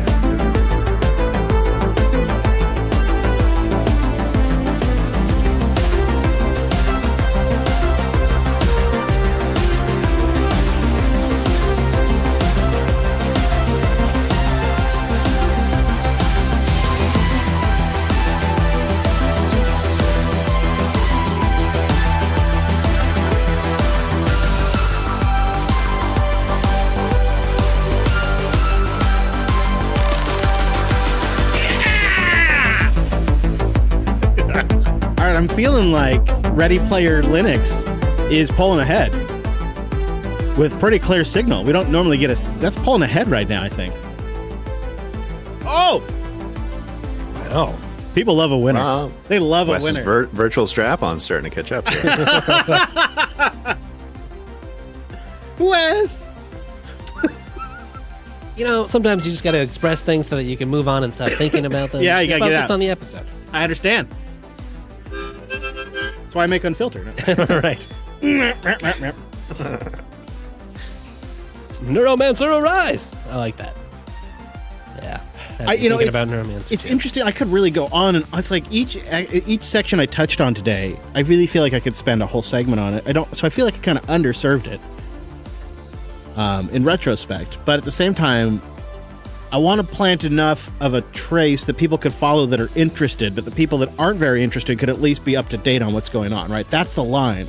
Yep. And it's a tricky one. Do you remember early this week, we were like, oh yeah, that'll be like one segment. Yeah. We'll do something else for the second segment. Yeah, right? yeah. One segment.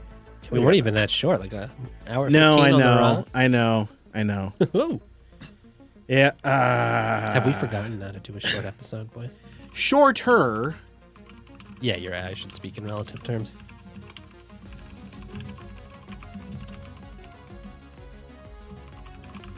After he cuts it, I bet it's about hour and 10 after he cuts it down, right? Interesting to see what would a graph of the raw time versus cut time look like across the various episodes. Yeah, it would be, wouldn't it? Be fun to look at the outliers. Yeah. Well, we're really just having a bad day and can't speak right. Right. Oh, that happens. Tons of cuts. Or we're live and it's just been a disaster. Yeah. And we're remote and live. Okay. All right. I'm feeling like Ready Player Linux is a clear winner in a way that we don't normally. So I think we kind of have. We got to go with the people on this one, I think. Yeah. We have some really good contenders though. Virtual strap-on. Virtually Linux reality. It's all virtual. Chris's virtual quest was not bad. The meta quest of Linux, Necromancer arises. There's lots in there. The very roomy Linux setup, immersive LUP. There's lots in there, but those are some of the ones that got the most votes. Well done, everybody. An excellent title turnout. Yeah, I like it. I think we could have gone with a couple of those, and I'm happy to go with the one that the people voted for. A rare spoiling of titles. Better than the one I came up with. So a title treat. Well, that happens every week. That's a win too. It does happen every week. Hey, sometimes I have a good one. That's true. Yeah. Sometimes. All right. Well, that was enjoyable. Mm-hmm. Now I want to go play in the VR headset. You know what's a pretty good experience, and I only did it once, but it is actually pretty legit good. Is YouTube in bed. Oh. Because they unlike the Apple, they have a native YouTube app. Sure. And so if you have the right head strap, you can just lay back in bed and you have this giant YouTube library in front of you. It's pretty great. And a lot of the video apps are pretty great. The video watching experience is pretty much there. It's definitely there for watching movies and stuff. Very much so. What about the audio in that case? Like, is it going to disrupt the person beside you? Yeah, because it does, just blast it out the head. The audio is better than you'd expect. It's better than you'd expect. But it's really trivial to pair any Bluetooth headphones or anything to the headset. So I paired my Pixel Pods. That makes sense, yeah. And those, since they're just earbuds, don't get in the way at all. Worked great for like meetings and stuff. Mm-hmm. And then I had sound and I had audio capture. I could have talked about this more in the show, but I really liked it for meetings.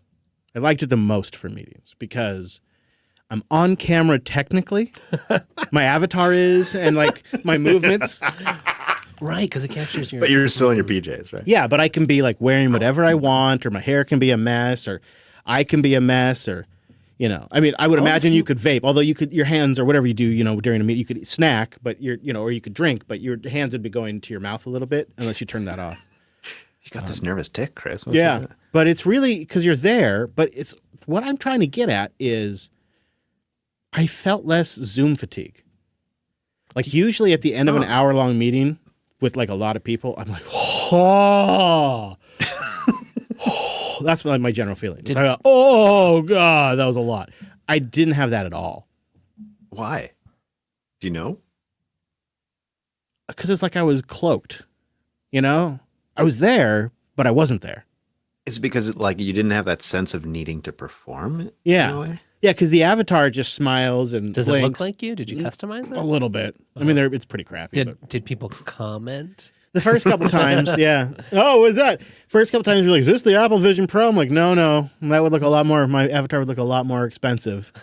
Yeah, I'm definitely using the cheapo avatar. Yeah, do you have like a video or what is it? No, like? I should have screen capped that. It's one of my favorite things is the way Immerse does the virtual webcam. It's one of my most favorite things because it puts a camera as a 3D object in the space, which I can move around and it'll capture it. Yeah. Whatever's behind me or yeah. So, the first couple times I did like a little demo. I moved the camera and you could see there's black boxes that represent where my screens are at. So I could kind of show them where my screens are at. Yeah. And then I just placed the virtual camera kind of in between my screens. So they just have a regular shot, but it's fun when you're like in a space station and stuff and you can like show them the Earth. Like, there's Earth,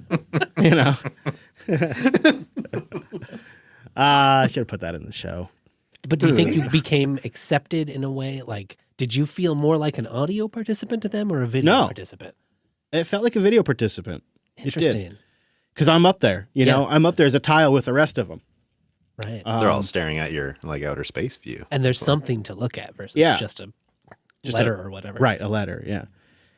So, I don't know. There's something about that where I think I might do every meeting in the headset like that for those particular calls. Yeah. Not for client meetings, like for sponsors or something, because that's kind of embarrassing. But for like on my Thursday meeting with Nick about the fountain features and stuff, I'm going to do the virtual. I'm going to do virtual. Why not? Because the other thing is, and Brent, I think you would understand this, is so if you're going to set up say we're going to have an 8:30 a.m. We're going to have an 8:30 a.m. video call. Okay. Well, I'm getting into the studio probably about 7 a.m., maybe 6:30, because first of all, I got to shower, but I don't want to go on there with like wet hair. So I got to shower and get dried ahead of time. So that way I don't look like some, slick back guy that just woke up. You got to put your face on. But then I got to have my lighting right. And so like, depending on the time of day, I might not have window lighting. So I'm like, I'm going to go grab a lamp and I'm going to move a lamp over here. And I got like a light installed behind me. I got the Elgato light behind me. So that way I can have some backlighting and, I've got an LED light strip so I can have a little contrast color over here. And I got to make sure that's right. And I got to make sure the camera shot's right. So that way the angle to the corner is right. So that way there's some depth in the shot. Yep. You know what I'm talking about? Mm-hmm. You got to compose the whole thing. Whereas and I'm not kidding, with the headset meetings, I'm just doing whatever the hell I want until like it's 2 minutes before the call. And then I just put the headset on and launch Google Meet. Mm-hmm. And I don't care about the lighting. I don't care about the camera angle. I don't care about the color of the LED lights behind me. That's all virtual. Have you like taken meetings from places you typically wouldn't take meetings from? Like your favorite blue chair in the living room or something like that? No, but I should consider doing that. The reason why I haven't is because I've always wanted the laptop kind of nearby, so I've done it usually at a table or a desk so I can take notes. But I could definitely see getting on a call and then the times where I'm not really needed, just getting up and moving around. Mm-hmm. It'd be really great if I could do it in the pass-through mode. I think maybe I should play with that this week, is use the Google Meet Android app and not Immersed and just run the Google Meet app in pass-through mode, because both these calls are going to be in Google Meet that I'm thinking of. Run it in pass-through mode where I could just have it as a floating window over my existing, and then I could just go about the RV or the studio and do my thing while I'm in the call. Although I think my avatar would be doing this. Right. Yeah, I don't think it'd be moving around and bobbing. Away. Yeah. So I don't know if that'd be. What's he doing over there? Yeah. I'm going to play around with it some more. It's meetings. And if I were to get on a plane tomorrow, I'd absolutely bring it to watch a movie. Yeah. It's a heck of a lot better than the little screen on the seat in front of you. Mm-hmm. Does Jellyfin run on it then? The Jellyfin app. Okay. That's great. Yeah. I've had a couple of times, it took me a while to get Slack of all things. Because Slack has, it wants to send you a link, and so then you authorize for the browser, and sometimes those things were a little weird, but the Slack was the only one that was really a problem. Element's been fine. The apps that are the best are the ones that are designed for a tablet, because then you can stretch them and they reshape into their tablet UI. Something that makes sense, a little wider. Otherwise, you're just kind of stuck with a big phone app. Does an Android TV app work on it? Oh, you mean like that? That's a good, like to bring the TV UI into the Quest, the Android TV UI. That's a good question. I use SmartTube for YouTube watching, Android TV. Well, you could definitely sideload like NewPipe and things like that, but I don't know about that. That's a good question. I've got kind of all the apps that I would load on an Android TV in a launcher. So I kind of don't need it, but I hadn't thought about it. But I've got Pluto, I've got Jellyfin and Plex, and some third-party Spotify app that I was trying. What about like? Did you bring your Home Assistant dashboard? Yes. I wish I would have mentioned this in the show too. Oh my God, it's too much. So much show. All the things that I didn't mention in the show that I should have. So not only does the Home Assistant app work fantastic on the Quest, but there is an integration for Home Assistant, so it picks up additional Quest-specific sensors. Oh, cool. Oh, man, I wish I would have put this in the show. So, my Home Assistant system, A, knows what Wi-Fi network my Quest is on all the time. B, knows if I'm in immersed versus pass-through. Knows what apps are running and when an app isn't running, and knows all these various states. And I can build automations around those states because they're all sensor states in Home Assistant. So I can say, when the headset's on, for example, turn the lights down or whatever, or up. Actually, if you're doing pass-through, you actually want bright lights. If you think about it, they're cell phone cameras, so the more light you give them, the better the pass-through is. Turn on the big red do not disturb sign. Or like we have really bright lights here in the studio that we can turn on. For people watching the video, I could kind of give you an example. They're horrendously bright, but I could have, you see, boom. I could have that on. I could have these really bright lights turn on when I'm using the VR headset in here, so the hand tracking would be better and the mixer would come through better. Sure. And then when I take the headset off, it could turn the light off for me. It's a funny idea of someone in an empty room with very bright lights shining, dancing around. It's a different. What you need is some good lighting and a blank table, and that's what you need for the perfect VR work setup. Yeah, should have put that in the show. That's what you get post show. Yeah, I thought you banished that light from ever turning on again. Yeah, I did. But then somebody added the button back.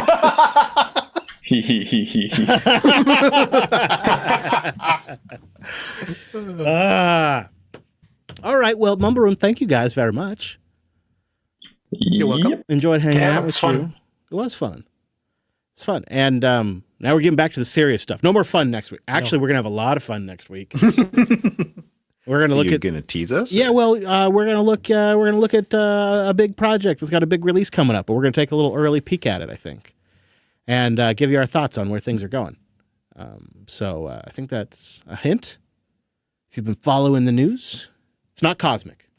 Although, if they want to hook us up with an early build, ooh, we just got to ask, really. Yeah. We totally do that too. Maybe it's not ready.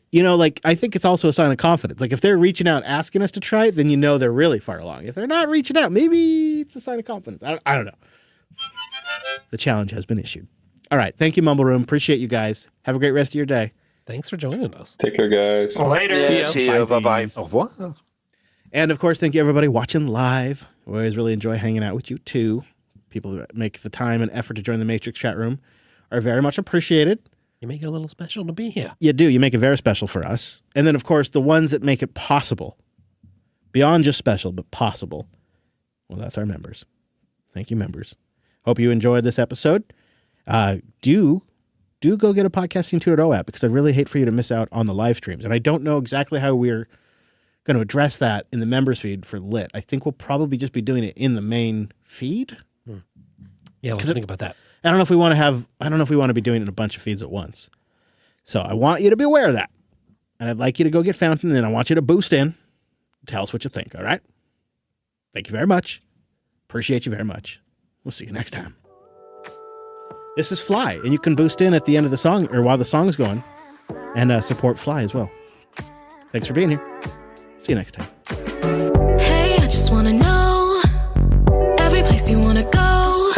You know that I would go anywhere with with ya. You just name a place and I'll be there with ya. Take a plane, take a boat, or maybe we can hit the road. Doesn't matter how or when or where with ya.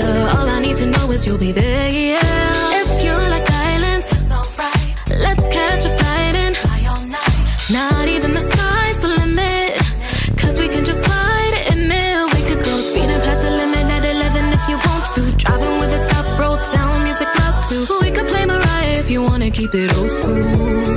Just say the word and we can fly. We can fly.